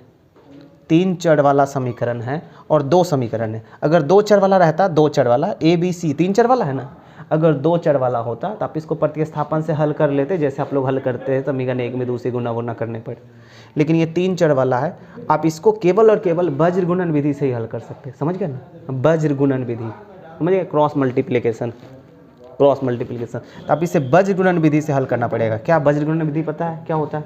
इसको हल करने के लिए हम लोग का वज्र गुणन विधि क्रॉस मल्टी, समझिए ना, cross multiplication method, cross multiplication method का इस्तेमाल करना पड़ेगा आपको। तो करते हैं क्रॉस मल्टी। कैसे होता है क्रॉस मल्टी? आपको याद होगा, सबसे पहले ए वाला काम करते हैं और बट्टा, और ए वाले को ढक लेते हैं। याद होगा आप लोगों को क्रॉस मल्टी? क्रॉस मल्टी ऐसे करते हैं, ए वाला काम करते हैं बट्टा में ए और ढक लेते हैं। अब क्रॉस करते हैं गुणांक को, -16 गुने -5। ध्यान से देखेंगे, -16 गुने -5, फार्मूला से माइनस, फार्मूला से माइनस, क्रॉस मल्टी करते हैं, फिर फार्मूला से माइनस, 8 गुने 7। ये ए का काम हो गया, ठीक है। अब बी का काम करते थे। ध्यान से रखिएगा, जब बी का काम करते हैं तो माइनस लगाते हैं, बीच वाले में माइनस का इस्तेमाल करते हैं। अगर माइनस का इस्तेमाल नहीं करेंगे तो उल्टा गुना करेंगे, ठीक है। तो बी का इस्तेमाल करेंगे और माइनस का इस्तेमाल नहीं करेंगे उल्टा, तो बी को ढकते हैं, माइनस लगाते हैं। 3 गुने -5 माइनस, क्रॉस मल्टी देख रहे हैं, क्रॉस कर रहे हैं, 3 गुने 7, समझ रहे हो, 3 गुने -5, 3 गुने 7। उसके बाद सी का काम करते हैं, जैसे सी वाला में कोई माइनस नहीं लगाते, सी वाले को ढकिए, 3 गुने 8 माइनस 3 गुने -16, और ये तीनों के कांस्टेंट के बराबर करते हैं। मान लेते हैं जब तीनों बराबर है तो किसके बराबर है नहीं पता है, तो कोई भी कांस्टेंट का इस्तेमाल कर लीजिए, कोई भी एक कांस्टेंट का इस्तेमाल कर लीजिए। अब टी माना कि कोई भी कांस्टेंट का इस्तेमाल करते हैं, टी का इस्तेमाल करें या चाहे के का इस्तेमाल करें, कोई भी एक कांस्टेंट का इस्तेमाल कर ले, ठीक है। ये जब तीनों बराबर है तो तीनों किसके बराबर है कुछ नहीं पता, तो कोई भी एक कांस्टेंट ले सकते हैं। मान लेते हैं के, क्योंकि तीनों जो बराबर होगी तो किसके बराबर होगा, तो किसी न किसी चीज़ के बराबर होगा तीनों। मान लेते हैं के बराबर है। अब जैसे इसको आगे बढ़ाएंगे आप, जैसे इसको आगे बढ़ाएंगे तो आपको ABC का मान निकल जाएगी, ABC का मान निकल जाएगी। तो आइए आगे बढ़ाते हैं, पहले एक राउंड और आगे बढ़ा लेते हैं। ए बाय, थोड़ा सा इसको करिए, -16 गुने -5 -80, सॉरी +80 और -8 सते 56, 8 पंचे 40, 48, 8 56। तो मतलब आपको 80 में से 56 गया, 80 में से 56 गया, कितना हुआ 80 में से 56 गया, 80 में से 56 गया, और -B, और ये कितना हो जाएगा -15 और -21, ठीक है। इधर सी वाला कितना हो जाएगा, 8 3 24 माइनस प्लस 16 3 48, और ये कांस्टेंट के। अब जैसे इसको आगे बढ़ाएंगे तो A/24 हो जाएगा, 56 80 में से 26 गया तो 24 होगी ना, हाँ बिल्कुल 24 हो जाएगी। और देखिए इसमें माइनस कट जाएगी, माइनस कॉमन लेके, तो B/36 हो जाएगा, 21 और 25, 2 1 3 1 6 बिल्कुल। और सी में देखिए 24 और 48, 4 2 6, मतलब 7 2 8 4 12, ठीक है, 72 हो जाएगी, और एक कांस्टेंट, ठीक। अब आपको बारी बारी से एक बार इसको बराबर करिए, एक बार इसको बराबर करिए, एक बार इसको बराबर करिए, आपके काम हो जाएगा। तो अब ए का मान ज्ञात कर ले। बताओ, एक बार a बटे 24 को यही से बराबर होगा, एक बार यहाँ इसलिए, तो a बराबर कितना हो जाएगा, जब इसको इसके बराबर करेंगे तो 24 के, b बराबर कितना मान निकलेगा जब इसको बराबर करेंगे, 36 के, नहीं 36 के निकलेगी, और c बराबर कितना मान निकलेगा, 72 के। समझ गया ना, ए बी सी का मान आपको मिल गई, सब में कांस्टेंट है, ठीक है, ये मिल गई ना, कुछ भी चीज़ें मिल गई, ए बी सी का मान। तो क्या आप बज्र गुणन विधि से मान ज्ञात करना समझ गए ना, ए बी सी। और यही ए बी सी आपका दिक् अनुपात है, जो रेखा आपको चाहिए। क्या दिक् अनुपात आपका निकल गया, ए बी सी, जो रेखा आपको चाहिए उसका दिक् अनुपात आपको निकालना था, जो कि आप निकाल लिए, और इसका बिंदु आपको प्रश्न में दे रहा है ना। तो अंतिम में आप नहीं लिख सकते, अतः अभीष्ट, अभीष्ट मतलब डिजायर, रिक्वायर, जो आपको चाहिए। अतः अभीष्ट रेखा का सदिश समीकरण, सदिश समीकरण, क्योंकि प्रश्न में आपको सदिश समीकरण पूछ रहा है, कार्तीय समीकरण पूछता तो हम कार्तीय समीकरण लिखते, x माइनस ने बोला, तो सदिश समीकरण क्या होगा, r बराबर a प्लस लैम्डा b, यही ना फार्मूला होता है। तो r बराबर a मतलब बिंदु, देखिए i, अरे भाई यहाँ से i प्लस 2j, बिंदु लिखना जानते हैं, -4k, ठीक है, अब प्लस लैम्डा, ठीक है, लैम्डा, और b के जगह पे आप लिख ले, b के जगह पे आप यही लिखेंगे, अरे यही ना b के a b c, b के जगह पे लिखे, अरे b के जगह पे यही ना आप a b c लिखेंगे, घटक है, तो a का मान लिखेंगे कितना, 24 के, क्योंकि a b का मान बैठाएंगे ना, दिक् अनुपात यहाँ पे डालते हैं, b के जगह पे कितना 36 के, प्लस c के जगह पे 72 के। क्लियर है। अब आपको थोड़ा सा और आगे बढ़ा करके सुंदर फॉर्म लेके देना, i plus 2j minus 4k। अब देखिए यहाँ पे कुछ कॉमन हो रही है क्या, सब में k कॉमन हो रहा है, सब में 12 भी कॉमन हो रहा है, सब में 12 कॉमन हो रहा है, तो सब में आप ये लैम्डा तो है, और 12 और इंटू k कॉमन ले लीजिए, कितना बचेगा, 2i प्लस 12 3i 36, 3j और प्लस 12 बजे 60, 12 6 के 72, 6k। क्लियर है। अब देखिए यही टोटल ना कांस्टेंट है, मतलब लैम्डा तो था ही, फिर 12 और फिर एक कांस्टेंट चिपक गया, तो ये टोटल जो है वो कांस्टेंट है। ये जो लैम्डा हो गई, 12 हो गया, के हो गया, ये तीनों मिला करके कुछ लिख लो। जैसे 3 4 और 5 जब कभी दिखेगा तब क्या करेंगे, 3 4 5 को जो का तो छोड़ेंगे कि 3 4 5 को समेट करके एक बना देंगे, 3 गुने 4 गुने 5 को समेट करके एक बना देना। तो इसलिए अब जो फाइनल आंसर लिखिएगा आप, यहाँ पे फाइनल आंसर लिखिएगा, अतः यहीं पे कुछ लिख लेंगे, तो यहाँ पे कोई कांस्टेंट लिख ले, आप तीनों को हटा करके अगला स्टेप में क्या लिख लीजिएगा, म्यू लिख लीजिएगा। समझ गए, अरे भाई ठीक है। प्रश्न में आपको ऐसा नहीं दिखेगा, प्रश्न में चाहेगा ये सारा कांस्टेंट को हटा करके एक फाइनल कांस्टेंट लिख ले, ठीक, तो एक फाइनल कांस्टेंट कुछ भी लिख लीजिएगा, म्यू लिख लीजिएगा आप प्रश्न में। अगला स्टेप में जगह नहीं है इसलिए हमने लिखे, तो लिखिएगा अतः अभीष्ट रेखा का समीकरण ये बरस म्यू इंटू ये, कांस्टेंट कुछ भी इस्तेमाल कर सकते हैं आप। तो ये रहा आपका सवाल, जब किसी रेखा, किसी दो रेखाओं, कोई रेखा दो रेखाओं पर लंब होती है तो उस रेखा का समीकरण कैसे याद करते हैं, इसको भी थोड़ा लिख लेंगे। ऐसा भी सवाल खूब पूछा जाता है, इसकी संभावना रहती है। देखिए ये भी सवाल रहता है, इसकी भी संभावना रहती है पूरा पूछने का, लगभग इस सब की प्रबल संभावना रहती है पूछने का। कह रहा है ये क्वेश्चन कह रहा है उस समतल का समीकरण ज्ञात कीजिए जो समतलों, मतलब दो समतल दिया गया है। देखिए आपके पास प्रश्न में दो समतल दिया गया है, एक ये और एक ये, ध्यान से देखिएगा। अभी तक हम लोग रेखा का काम करते हैं, अभी तक जो आपको दिया जाता था वो रेखा दिया जाता था, ठीक, और यहाँ पे दिया जा रहा है समतल, ध्यान से देख लीजिएगा। तो कह रहा है कि जो उस समतल का समीकरण ज्ञात कीजिए जो समतलों ये, और हम पहले चर्चा कर चुके हैं जो समतल का समीकरण कैसा होता है। तो समतल का जो सदिश समीकरण होगा वो ऐसा होता है, r डॉट n सदिश बराबर d, ये n के घटक को दिक् अनुपात कहते हैं, यहाँ पे n के घटक को दिक् अनुपात। और जब इसी का कार्तीय समीकरण होता है ax plus by plus cz बराबर d, ये है कार्तीय फॉर्म। कार्तीय फॉर्म में ही अधिकांशतः आपका प्रश्न देगा, समझ रहे हैं ना। और कार्तीय फॉर्म में जो a b और c यहाँ पे जो चीज़ें दिखेगी उसी को हम लोग कहेंगे दिक् अनुपात। चर्चा कर चुके हम लोग इसके बारे में, जो a b c दिखेगा इसी को हम लोग कहते हैं दिक् अनुपात, ठीक। तो आपका प्रश्न जो है ये, अगर ये आपको जो दिख रहा है, ये जो दिख रहा है ना, ये है अभिलंब रूप में, अभिलंब रूप में ये जो दिख रहा है ये अभिलंब रूप में समतल का समीकरण है। और आपको चर्चा कर चुके थे कि एक समतल का और भी समीकरण होता है जो कि होता है एक बिंदु और एक लंब रूप में, जो कि ये होता है r-a डॉट n बराबर 0। इसका जब आप कार्तीय निकालोगे तो इसका कार्तीय ये होगा a into X minus x1 y into b into Y minus y1 plus c into Z minus z1 equal to 0। तो ये जो आपको दिख रहा है इसमें a क्या है, a जो है वो बिंदु है और n जो है वो लंब है। तो इसको हम क्या बोलेंगे, इसको कहेंगे एक बिंदु और एक लंब रूप में समतल का समीकरण। प्रश्न में आपको ज़्यादातर ये इस्तेमाल किया जाएगा, समझ गए ना। तो यही ए बी सी को आप दिक् अनुपात बोलेंगे। आइए देख लेते हैं।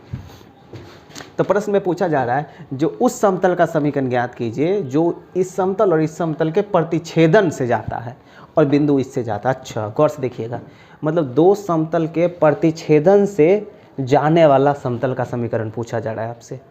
दो समतल के प्रतिच्छेदन से जाने वाला समतल, कॉन्सेप्ट बन गई है। ऐसा कॉन्सेप्ट हम लोग पढ़ चुके हैं कि दो समतल के प्रतिच्छेदन से जाने वाले समतल का समीकरण का क्या फार्मूला होता है ना। तो आपको लग रहा होगा दो समतल के प्रतिच्छेदन से जाने वाले समतल का जो फार्मूला होता है वो कुछ ऐसा होता है, आपको पता होगा r dot n1 plus lambda n2 अब बराबर d1 प्लस लैम्डा d2। बताइए n1 क्या है, n1 पहला रेखा से निकलेगी और n2 जो है वो दूसरा रेखा से निकलेगी, समझ गया ना। और n क्या होता है, n1 कैसे निकलेगा, यही सब तो है ना n1 हो, यही तो a b c को i j के लगा देंगे तो n1 हो जाएगी। जैसे a b c को दिक् अनुपात कहते हैं, और दिक् अनुपात में ही अगर i j के चिपका देते हैं तो बन जाएगी n, ठीक है। जब इसमें a b c में जब i j के चिपका देंगे तो n बन जाएगी।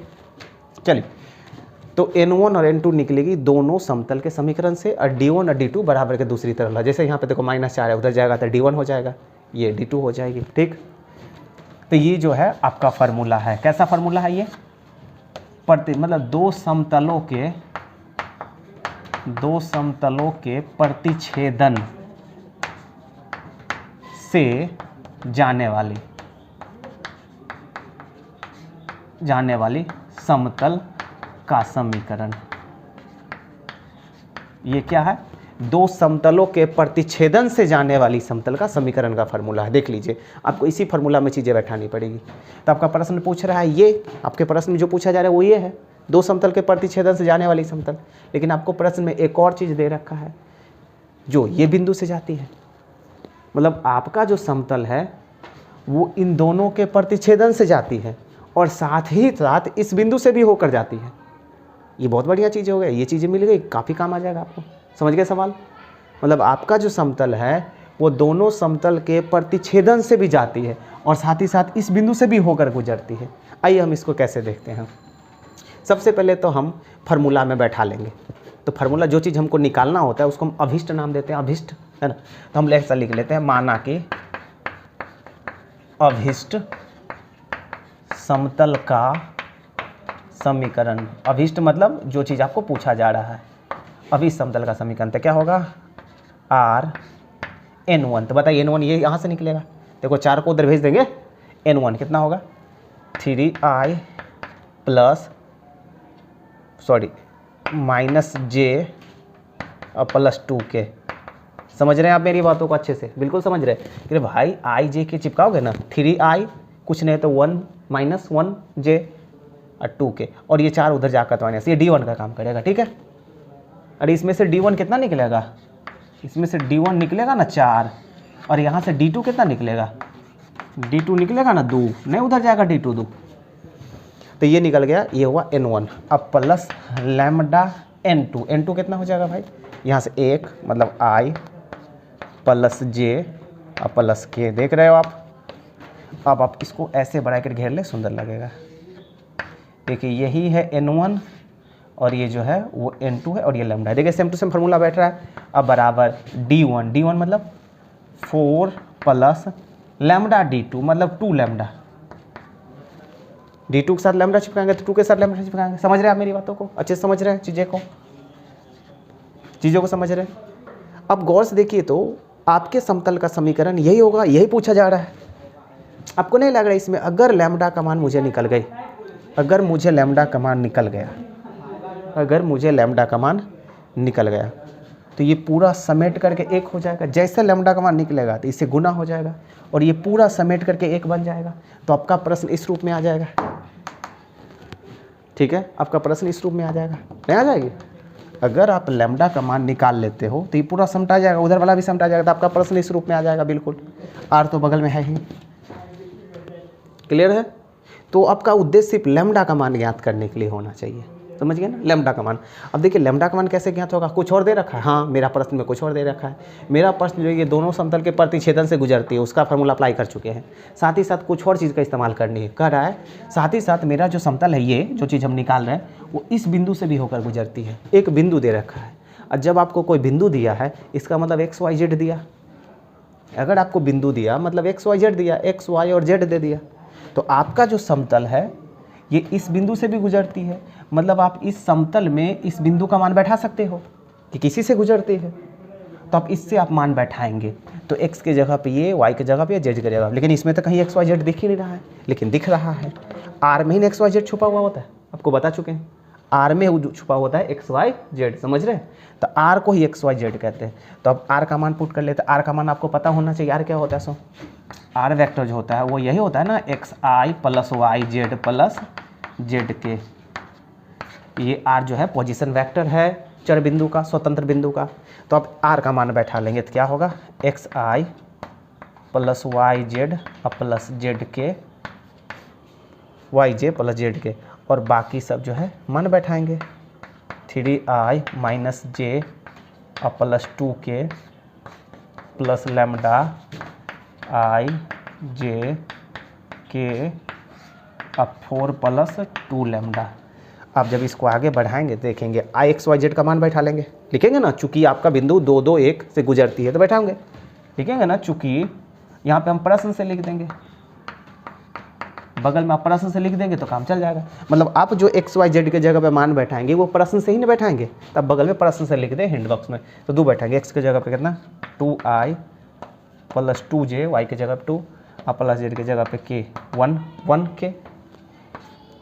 ठीक है, और साथ ही साथ इसको एक काम करें, ब्रैकेट तोड़ के पहले गुना कर लीजिए सबको, ये बीच में डॉट प्रोडक्ट है तो ब्रैकेट तोड़ कर सबको गुना कर लीजिए। ब्रैकेट तोड़िए, लैम्डा से गुना होगा सब में, तो इधर बताइए कितना हो जाएगा? 3i और लैम्डा i, तो सारे i वाले को एक साथ रखेंगे, देखिए कितना होने वाला है? 3 प्लस लैम्डा इंटू i। समझ रहे हैं आप? जैसे ये ब्रैकेट टूटेगा तो लैम्डा सबके साथ ना अप्लाई होगा, तो सारे i वाले को एक साथ रखेंगे, सारे i वाले को एक साथ नहीं रखेंगे हम लोग। तो यहाँ पे 3 है, यहाँ पे लैम्डा i, तो i कॉमन लेकर के 3 लैम्डा में बचेगा। यहाँ पे z वाले को एक साथ रखेंगे तो प्लस जे वाले को एक साथ रखेंगे, z को कॉमन लेंगे तो यहाँ से क्या बचेगा? -1, और यहाँ से बचेगा लैम्डा। समझ रहे हैं? यहाँ से -1 बचेगा और यहाँ से लैम्डा बचेगा। ब्रैकेट टूट रहा है, देखेंगे ब्रैकेट तोड़ करके आप देखेंगे तो यही पता चलेगी, ब्रैकेट टूटेगा तो माइनस लैम्डा। ठीक, अब यहाँ से कितना हो जाएगा? प्लस, यहाँ से बचेगा 2 और वहाँ से बचेगा लैम्डा, और ये k कॉमन हो जाएगी। जब आप सब को तोड़ के ब्रैकेट तोड़ोगे और सब i वाले को, j वाले को, k वाले को एक साथ रखोगे तो ये निकलेगा। और उधर कितना है? 4 प्लस 2 लैम्डा, और आप यहाँ पे प्रश्न से लिख चुके हो, प्रश्न से आप मान बैठा हो। ठीक, अब अगला में क्या करना है आपको? डॉट, आपको बीच में डॉट है तो 2 डॉट प्रोडक्ट करना जानते हो आप, तो i वाले के साथ गुना होगा, i वाले के तो कितना? 2 का गुना होगा किसके साथ? 3 प्लस लैम्डा के साथ, फिर 2 का गुना होगा किसके साथ? -1 प्लस लैम्डा के साथ। डॉट प्रोडक्ट करना जानते हो, i को i वाले के साथ, j को j और k को k वाले के साथ। अब प्लस 1 को गुना करेंगे आप किसके? 2 प्लस लैम्डा के साथ, और उधर बराबर में कितना है? 4 प्लस 2 लैम्डा तो है। क्या कर रहे हैं हम? क्या कर रहे हैं? इस सब चीज़ों को थोड़ा सा मिटा लेते हैं।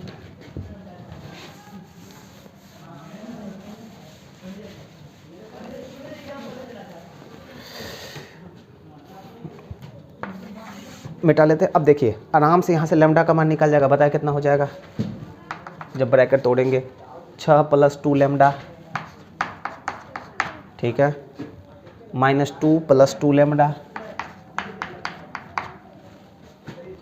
2 प्लस लैम्डा, अब बराबर 4 प्लस 2 लैम्डा।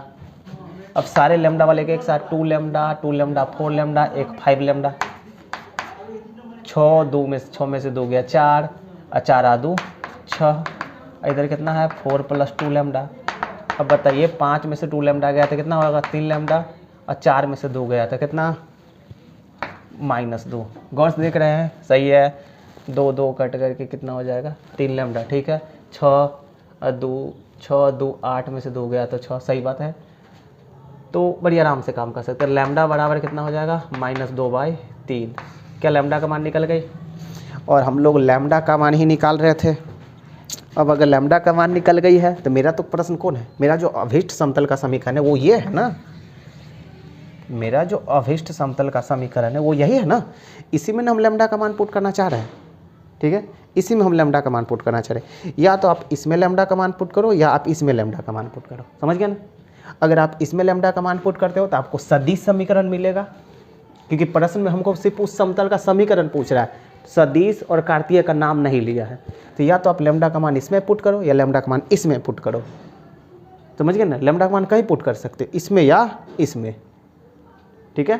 कहीं भी लैम्डा का मान पुट करोगे आपका काम होगा, समझ। तो हम क्या करते हैं, यहीं पर लैम्डा का मान पुट कर लेते हैं। सदिश समीकरण हम लोग को निकालना है, तो लिखेंगे अतः अभिष्ट समतल का समीकरण। तो क्या होगा अभिष्ट समतल का समीकरण? मान पुट कर लीजिए, r डॉट पुट कर लीजिए। जैसे लैम्डा का मान, लैम्डा की जगह क्या पुट करेंगे? लैम्डा की जगह पुट करेंगे ना -2/3 हो, -2/3 पुट करेंगे। तो पुट करिए, कहाँ पे पुट कर ले हम लोग? एक काम कर लेते हैं, यही पुट करो भाई, क्या फर्क पड़ता है। 3i - j + 2k, ये है आपका। अब प्लस लैम्डा की जगह क्या पुट करेंगे -2/3, और इसकी जगह क्या है i j और k। वैसे तो नीचे में पुट करना चाहिए, और यहाँ पे क्या है 4 प्लस कहाँ गया भाई 2 गुने -2/3 पुट कर रहे हैं। अब आपको इसको अगला लाइन में थोड़ा सा आगे बढ़ा लेना खुद से। नहीं बढ़ा लोगे? अरे भाई 2/3 से गुना नहीं हो जाएगी बढ़िया से? जैसे 2/3 से गुना हो जाएगा, नहीं तो हम ब्रैकेट तोड़ लेते थे, ये 3 चला जाएगा उधर। कर लोगे? जैसे इसको ब्रैकेट तोड़ोगे तो ये पूरा समेट करके 1 बन जाएगी। ये पूरा तोड़ोगे तो पूरा समेट करके 1 बन जाएगी, और जो बटा में 3 आएगा लघुत्तम लेने के बाद, ये बटा में 3 उधर सब गुना करके 1 हो जाएगा। तो ये जो आपको दिख जाएगा यही तो अभिष्ट समतल का समीकरण हो जाएगा, ठीक। तो जब आपका 2 समतल के प्रतिच्छेदन से जाने वाला समतल का समीकरण पूछे तो उसके लिए ऐसे इस्तेमाल करेंगे। ये सब सवाल पूछा जाता है एग्जाम में, देख लीजिए। ये भी देखिए, ये भी प्रश्न पूछने की संभावना रहती है एग्जाम्स में, ऐसा सवाल तो रहता ही है। कह रहा है तलो, मतलब आपके पास 3 तल दिया गया है। तलो देखिए, एक ये तल दिया गया, तल मतलब समतल, तल बोले या समतल बोले। एक ये समतल दिया गया है और एक ये समतल दिया गया है, और आपके पास एक और समतल दिया गया और ये भी समतल दिया गया। मतलब आपके पास प्रश्न में 3 समतल दिया गया, और प्रश्न बोल रहा है तलो इसके और इसके प्रतिच्छेदन रेखा से जाने वाली, मतलब ये दोनों के प्रतिच्छेदन से गुजरती है। मतलब आपको कैसा पूछ क्या रहा है? तल का समीकरण। लेकिन कैसा तल का समीकरण? इन दोनों समतलों के प्रतिच्छेदन से जो समतल जाएगी उसका आपको समीकरण पूछा जा रहा है। लेकिन साथ ही साथ कुछ और कह रहा है, ये तल और ये तल के प्रतिच्छेदन से होकर जाने वाली और इस तल पर लंबवत तल का समीकरण पूछ रहा है। समझ गए होंगे? मतलब ऊपर वाले दोनों तल के प्रतिच्छेदन से जाती है और ये तीसरा तल पर लंबवत है। मतलब जिस तल का समीकरण आपको पूछा जा रहा है, वह तल जिसका पूछा जा रहा है वो ऊपर वाले दोनों, इसका नाम रख देते हैं हम, इसका नाम रख देते हैं 1, इसका नाम रख देते हैं 2 और इसका नाम रख देते हैं 3। मतलब तीनों का नाम है समतल 1, समतल 2 और समतल 3। तीनों समतल आपको दिया गया है। ये ऊपर वाले दोनों समतल 1 और 2 के प्रतिच्छेदन से गुजरती है और तीसरी समतल पर लंब है। ऐसा रेखा जो दोनों के प्रतिच्छेदन से गुजरती हो, तीसरा पर लंब है, वैसा समतल का समीकरण आपसे पूछा जा रहा है। जाहिर सी बात है, आपको पूछा क्या जा रहा है? तल का समीकरण। और तल का समीकरण का कॉन्सेप्ट क्या होती है? अभी जितने भी तल के समीकरण दिए रहे वो आपको कार्तीय फॉर्म में दे रखा है, ठीक है, और हमको निकालना भी कार्तीय फॉर्म में होगा। तो हम लोग देखते हैं समतल के समीकरण क्या होते हैं। तो मेरा जो समतल का समीकरण, जिस तल का समीकरण हम ज्ञात कर रहे हैं, ये दोनों के प्रतिच्छेदन से गुजरती है, ठीक है। तो यहाँ भी प्रश्न कुछ उसी प्रकार का है। फॉर्मूला क्या होगा, दो समतल के प्रतिच्छेदन से गुजरने वाला समतल का समीकरण।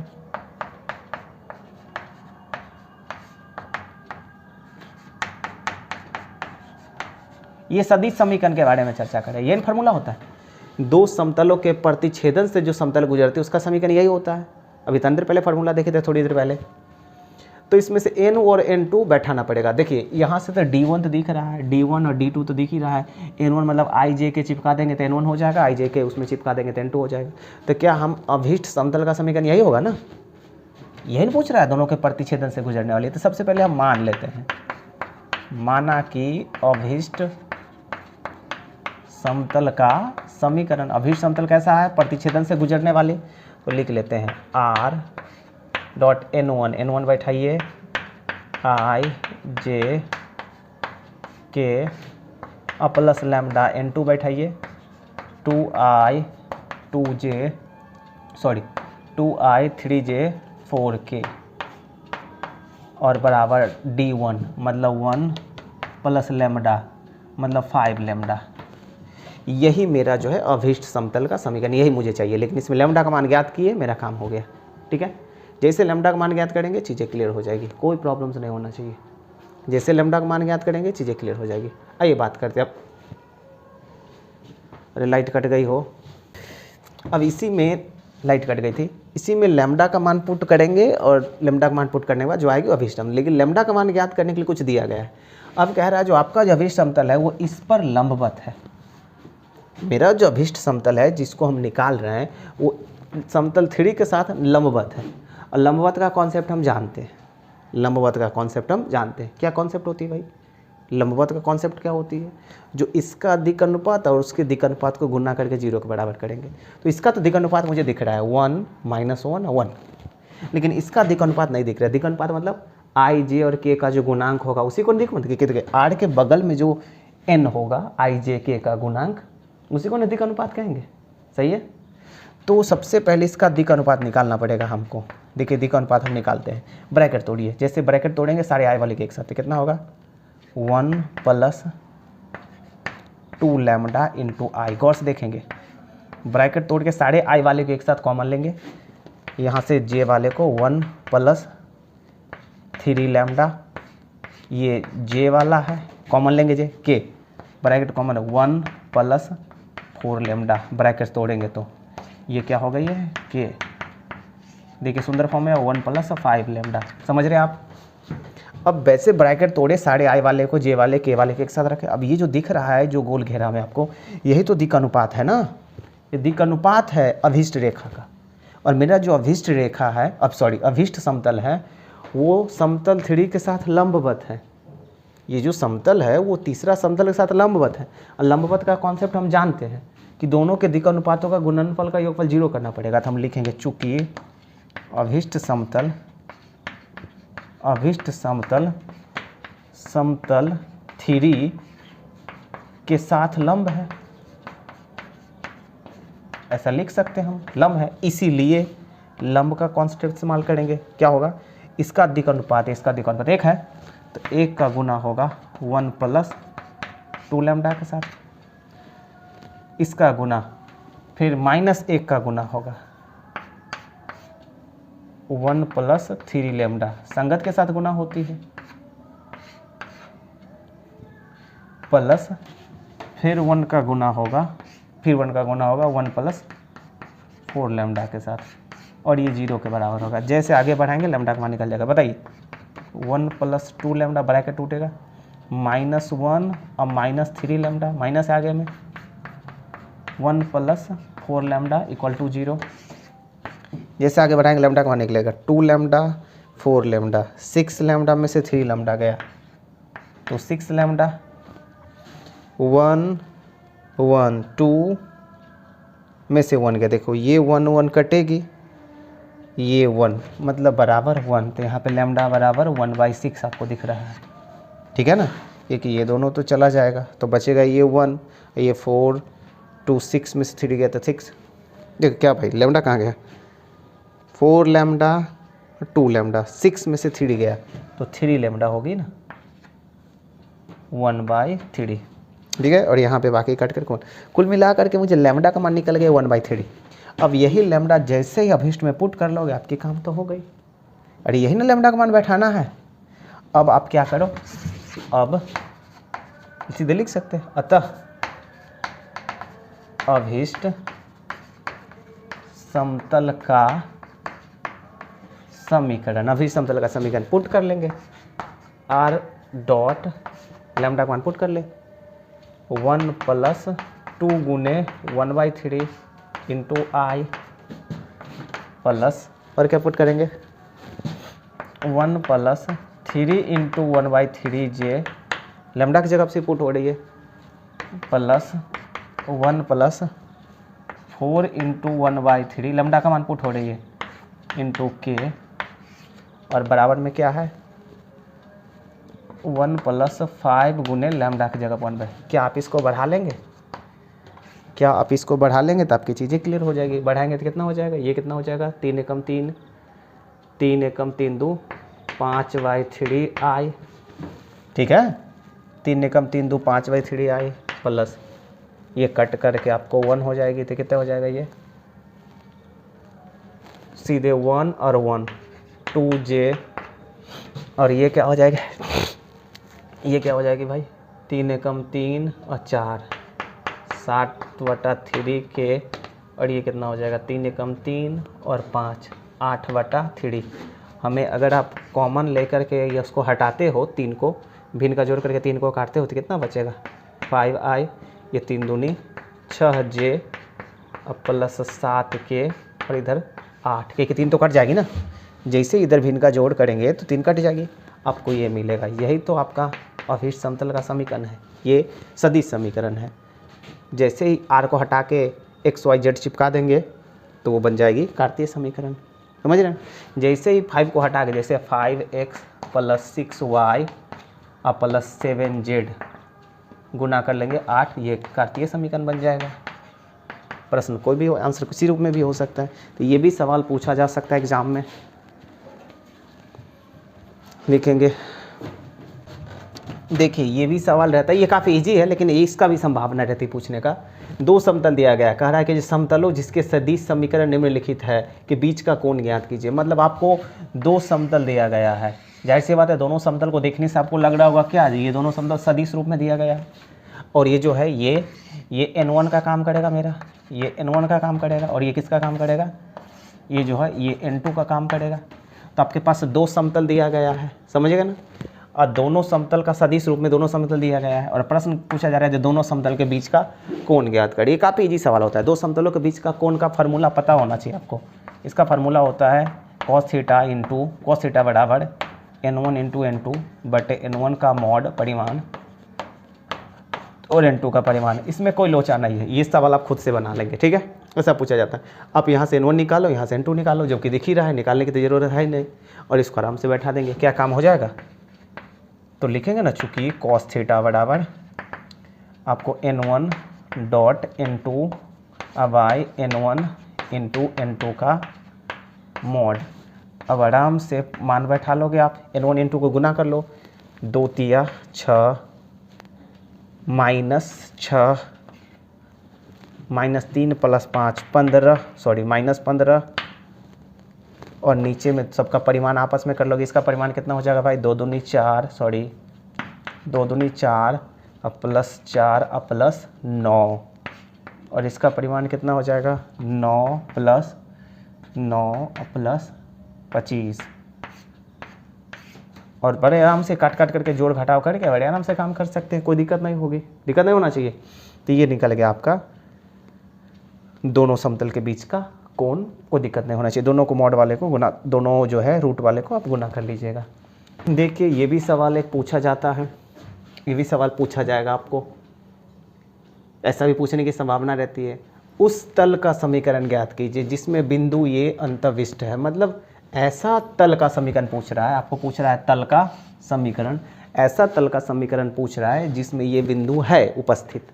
मतलब पूछ रहा है आपको तल का समीकरण, ध्यान रखिएगा, पूछेगा तल का समीकरण, और तल का समीकरण पूछ रहा है जिसमें बिंदु दे रखा है। तल का समीकरण पूछ रहा है लेकिन उस तल के समीकरण में बिंदु दे रखा है। और आपको पता है जब बिंदु दिया रहे तब तल का समीकरण क्या होता है, आपको बता चुके हम लोग। जब बिंदु दिया रहे तब तल का समीकरण का फॉर्मूला ये होती है, ध्यान से देखिएगा।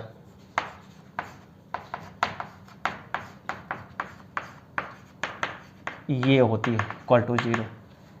जब बिंदु दिया रहे तब तल का समीकरण का फॉर्मूला ये होती है, समझ रहे हैं। जब बिंदु दिया रहे तो ये देखिए x1 y1 और z1, यही तो बिंदु मान बैठाएंगे ना आप इसके जगह पे।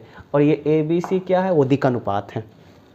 ABC जो है वो तल का दिक् अनुपात है। तो प्रश्न कह रहा है ऐसे तल का समीकरण पूछ रहा है जिसमें एक बिंदु है, जाहिर सी बात है ये फार्मूला इस्तेमाल करेंगे इस तल का समीकरण ज्ञात करने के लिए। और कह रहा है कीजिए, और जो ये समतल और ये समतल में से दोनों पर लंब है। बहुत बढ़िया चीज़ है, लंब का कॉन्सेप्ट दे दिया। मतलब जैसे ही लंब का कॉन्सेप्ट दे देगा समझ जाइएगा दिक् अनुपातों का गुणनफल को 0 के बराबर करके चीज़ें निकालेंगे हम। मतलब आपको ऐसा समतल का समीकरण पूछा है जिसमें ये बिंदु है और वो दोनों पर लंब है। तो सबसे पहले आप उस अभिष्ट तल का समीकरण लिख लेंगे जिसमें ये बिंदु है, जैसे कि ये। तो हम सबसे पहले लिख लेंगे, माना कि अभिष्ट तल का समीकरण, अभिष्ट मतलब होता है डिजायरेबल, जो चीज़ हम निकालना चाह रहे हैं, अभिष्ट तल का समीकरण। तो लिख लेते हैं a into X minus x1 की जगह पर हम बिंदु बैठाएंगे 1, समझ रहे हैं। b into Y minus y1 की जगह कितना बैठाएंगे -1, मतलब प्लस हो जाएगी। c into Z minus z1 की जगह क्या बैठाएंगे 2। ठीक है, बिल्कुल सही है। क्या है, बराबर 0। क्या किए हम, जो मेरा तल का समीकरण है जो इस प्रश्न में सूट करेगा उसमें हम मान बैठा लिए, जो चीज़ हमको दिया हुआ था। अब हमको सिर्फ ABC का मान निकालना होगा, यही ना मेरा प्रश्न है। इसी में ना हम ABC का मान पुट करके रियल समतल का समीकरण ज्ञात कर सकते हैं, अभिष्ट जिसका मान पूछा जा रहा है हमको। अब प्रश्न कह रहा है जो आपका जो ये समतल है जिसको आप निकाल रहे हो वो इन दोनों के साथ लंब है, दोनों के साथ लंब है। और जब ये समतल जो निकाल रहे हो इसके साथ भी लंब है और इसके साथ भी लंब है, मतलब दिक् अनुपातों का गुणनफल 0 होगा। इसका दिक् अनुपात ABC और दोनों का दिक् अनुपात दिख रहा है, तो हम इसका इस्तेमाल करेंगे, लिखेंगे चूंकि अभिष्ट समतल समतल 1 तथा समतल 2 नाम दे लेंगे, इसका नाम 1 दे लें और इसका नाम 2 दे लें। समतल 1 तथा समतल 2 के साथ लंब है, ठीक है, दोनों के साथ लंब है। तो जाहिर सी बात है मेरा अभिष्ट समतल दोनों के साथ लंब है, तो हम बारी बारी से एक बार इसको इसके साथ लंब करवाएंगे, इसको इसके साथ लंब का शर्त अप्लाई करवाएंगे। चलिए, तो इसका दिक् अनुपात क्या होगा लंब, तो इसीलिए 2a देख रहे हैं प्लस 3b, क्या कर रहे हैं हम, दिक् अनुपातों को दोनों को गुणा कर 0 कर रहे हैं, माइनस 2c बराबर 0। इसको हम समीकरण 1 लिखेंगे। पुनः फिर एक बार इसको इसके साथ लंब करवाएंगे तो 1a सीधे a, 2b माइनस 3c -3 और c और बराबर 0 करेंगे, इसको समीकरण 2 लिखेंगे। जैसे ऐसा करेंगे तो इससे मुझे ABC का मान निकल जाएगा। और एक सवाल में, पिछले सवाल में हम देख चुके हैं, जब भी इस प्रकार के 3 चर वाले 2 समीकरण आपको मिले, 3 चर वाले, तो केवल एक ही विधि से काम हो जाएगा, वज्र गुणन विधि से। जब 3 चर वाले प्रश्न आपको दिखे ऐसे, तो एक ही विधि से हल करके ABC का मान ज्ञात कर सकते हो, वज्र गुणन विधि से। इसी प्रश्न में हम देख चुके हैं, कोई दिक्कत नहीं होनी चाहिए। इसी प्रश्न में हम देख चुके हैं वज्र गुणन विधि से। तो काम करते हैं, हमें क्रॉस मल्टीप्लिकेशन वज्र गुणन विधि का इस्तेमाल करना पड़ेगा। तो मान ज्ञात करना सीखिए, मान ज्ञात करना सीखते हैं। तो एक बार ए का काम करते हैं, ए बाई, फार्मूला लिख रहे थे, इसको फार्मूला आइए ए बाई। तो ए का काम करें, कैसे करेंगे, क्रॉस मल्टी, क्रॉस देख रहे हैं ना, कितना हो जाएगा -9, -3 गुने -3 -9, फार्मूला से -4, -2 गुने 2 -4, तो -4, ये फार्मूला से माइनस है, बराबर बी में माइनस लगाते हैं। वज्र गुणन विधि पता होना चाहिए आपको, पिछले सवाल में देख चुके हैं। बी वाले को करते हैं -6, अब फार्मूला से माइनस, और -2 गुने 1 -2, सी वाला बटे सी, तो सी वाले को ढकिए, 2 दूनी 4 प्लस 4 माइनस फार्मूला से, अब 3 एकम 3। अब बराबर कोई एगो कांस्टेंट मान लेते हैं, याद है, माना कि कांस्टेंट, जब ये तीनों बराबर है तो किसके बराबर है, तो एक कांस्टेंट के बराबर है जो कि माना जाता है। अब जैसे आगे बढ़ाएंगे तो a बटे देखो कितना हो जाएगा, प्लस 4 में से 5 गया तो माइनस 5 हो जाएगी, प्लस 4 में से 9 गया 5, ये कितना हो जाएगा माइनस b बाई, ये कितना हो जाएगा माइनस माइनस प्लस -4 और c बाई 3 में 4 गया 1 बराबर से। जैसे इसको बराबर करेंगे तो यहाँ से इसीलिए a का मान कितना निकलेगा, यहाँ से -5 के, b का मान कितना से निकलेगा, b कट जाएगी, ये b का मान कितना निकलेगा 4 के, नहीं इसको इसके बराबर करेंगे, c का मान कितना निकलेगा k, मान इसको एक बार इसके बराबर करेंगे, एक बार इसको इसके बराबर करेंगे, तीनों को बराबर करेंगे तो मान निकलेगा। आपको क्या ABC का मान निकल गई है। जैसे ABC का मान निकला, जो आपका जो रियल में अभीष्ट समतल के समीकरण है उसमें पुट कर लेंगे, तो लिखेंगे अतः अभीष्ट तल का समीकरण, बैठा ले इसमें ABC का मान, एक ही जगह क्या बैठाएंगे -5 के, -5 के इंटू x - 1, b की जगह कितना बैठाएंगे +4 के इंटू y + 1, और प्लस c की जगह क्या बैठाएंगे k इंटू z - 2 बराबर 0। अगर आप देखेंगे, इसी को लिख लीजिएगा, अगर आप देखेंगे गौर से इसको तो सब में k कॉमन लेके उधर भेज दीजिएगा, 0 हो जाएगा, k सब में है ना, तो k कॉमन लेके उधर 0 चला जाएगा, तो बचेगा कितना -5x, बचेगा कितना -5x और +5, -5x और +5, क्योंकि k सब में कॉमन लेके उधर चला जाएगा, सब में k कॉमन लेके उधर भेज लीजिएगा, तो बचेगा -5x और प्लस k 5, 4y और +4, ठीक है, प्लस यहाँ से k कॉमन लेके भेज गया तो कितना बचेगा +z - 2 बराबर 0। समझ रहे गौर से, z - 2 बराबर 0। अब आप जैसे ब्रैकेट तोड़ेंगे तो कितना हो जाएगा -5x + 4y और प्लस z, और बाकी कांस्टेंट को एक बार 5 4 9 में से 2 गया 7, तो उधर जा कर के -7 हो जाएगा, 5 4 9 में से 2 गया 7, तो उधर 7 माइनस हो गया। अब आप माइनस को कॉमन लेके भी काट सकते हो, तो 5x -4y और -z बराबर 7, देख रहे माइनस को कॉमन लेके काट दिए, यही ना समतल का समीकरण हो जाएगा, सदिश समीकरण दिख रहा है। तो ऐसा भी सवाल जो है आपको पूछा जा सकता है, इसको भी आप देख लें। ये सब कुछ सवाल है मात्र, इसको आप देख लेंगे तो शायद इसकी संभावना रहती है पूछने का, इन्हीं में से कोई एक दो घुमा फिरा करके पूछ देता है, तब चाहेंगे इसको कंटेस्ट कर ले, और थोड़ा बहुत अंक बदला हुआ मिल सकता है, लेकिन इसे जो कॉन्सेप्ट आप सीखे इसी का इस्तेमाल किया जाता है प्रश्न में, तो नोट कर ले आप।